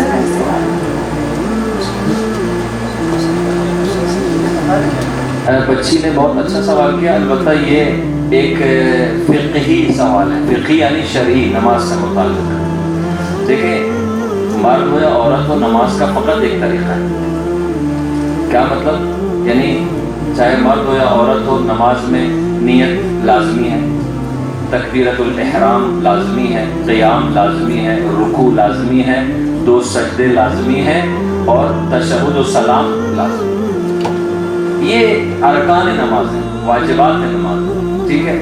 सूरह हम पढ़नी है, उसके बाद एक कोई सूरह या चंद आयतें पढ़नी है, ठीक है। ये बुनियादी है। लेकिन जुज़इयात, छोटी छोटी चीज़ों में इख्तिलाफ हो सकता है। वो मर्द और औरत की फ़िज़िकल तख्लीक़ की वजह से, शर्म व हया और इस औरत को और मर्द को अल्लाह ने जिस अंदाज से बनाया उस एतबार से, ठीक है। जैसे मर्द के लिए ये सर का पर्दा नहीं है, दुपट्टा नहीं है, लेकिन ख़वातीन के लिए हिजाब, ठीक है, बालों को भी छुपाना। और मैं इसके लिए हमेशा मिसाल देता हूँ कि मर्द की मिसाल जो है ना, वो एक ट्रैक्टर जैसी है। ट्रैक्टर को जब कहीं पार्क करते हैं तो उसको ढांक के नहीं रखते, लेकिन एक खूबसूरत 50 लाख की एक कार जब आप खरीदेंगे और गली में खड़ा करेंगे तो आप डरते हैं कि कोई उस पर बच्चा मामूली सा स्क्रैच भी डाल देगा तो क्या होगा, उस कार के अंदर एक बदनुमा दाग लग जाएगा। तो औरत की मिसाल उस खूबसूरत सी महंगी कार की है और मर्द की मिसाल जो है ना वो ट्रक जैसी है। कहीं भी खड़ा कर दे, उस पर 10 भी स्क्रैच लगा देंगे तो कोई फर्क नहीं पड़ेगा, ठीक है। तो ये मर्द और औरत में थोड़ा सा फर्क है। तो इस फर्क की बुनियाद पर बहुत ही जुज़ई तौर पर, मसलन नमाज में दूसरा और जुमला उन्होंने कहा कि आया वो नमाज कबूल है या नहीं है। कबूलियत एक अलग चीज़ है, नमाज का सही होना या ख़राब होना एक अलग चीज़ है। अगर आपने वज़ू नहीं किया तो आपकी नमाज हुई ही नहीं, तो जब हुई ही नहीं तो कबूल होने की बात ही वहाँ पे नहीं आएगी। कबूल होने का मरहला वहाँ पे आता है कि आपने एक नमाज पढ़ ली, चीज़ों का ख्याल रखा, वज़ू भी किया, पाक साफ भी थे, पर्दे का भी ख्याल रखा, क़िबला रुख भी थे, हमद व सूरा भी पढ़ी, सजदा भी सही, रुकू भी सही किया, सजदा भी सही किया। अब ये सवाल आता है कि आया मेरी ये नमाज कबूल हुई या नहीं हुई। दुनिया का कोई मौलवी, कोई आलिम, कोई मुफ्ती आपको ये गारंटी नहीं दे सकता, ये सर्टिफिकेट नहीं दे सकता कि आपकी नमाज कबूल हुई है या कबूल नहीं हुई। वो खुदा और आपके दरमियान है। हाँ, मुझसे आप पूछेंगे कि मैंने ऐसे नमाज पढ़ी है, ऐसे नमाज नहीं पढ़ी, तो मैं कहूँगा कि ये तरीक़ा सही है, ये तरीक़ा गलत है। मैं इस तरह कह सकता हूँ, तरीक़ाकार आपको बता सकता हूँ। कबूलियत और अदम कबूलियत मेरे हाथ में नहीं है, वो खुदा जानता है और उसके अलावा कोई नहीं जानता। तो बस आपकी नमाज सही है। हाँ, आप अपने फ़िरक़े या मसलक के मुताबिक जो शरई मसाइल हैं वो आप अपने वालिदैन और उलमा से पूछें कि मैं इस तरह पढ़ती हूँ, क्या ये सही तरीक़ा है या गलत तरीक़ा।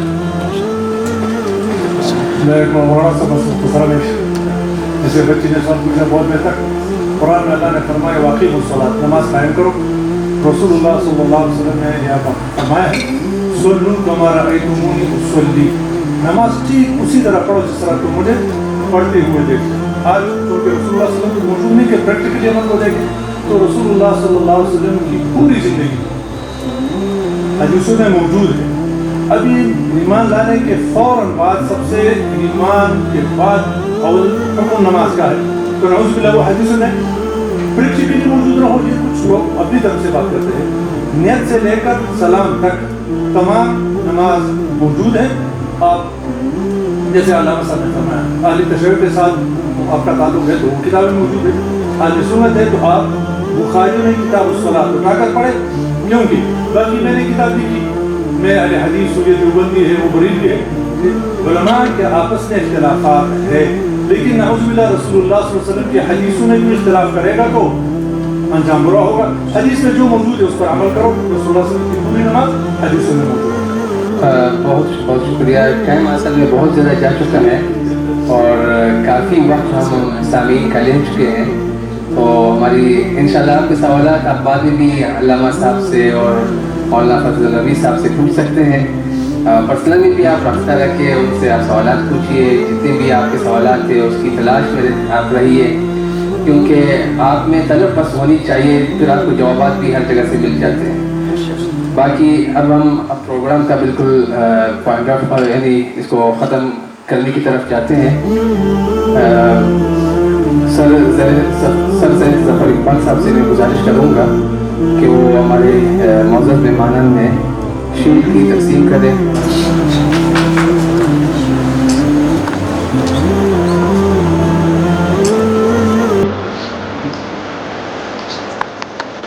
مولانا فضل الربیع صاحب سے گزارش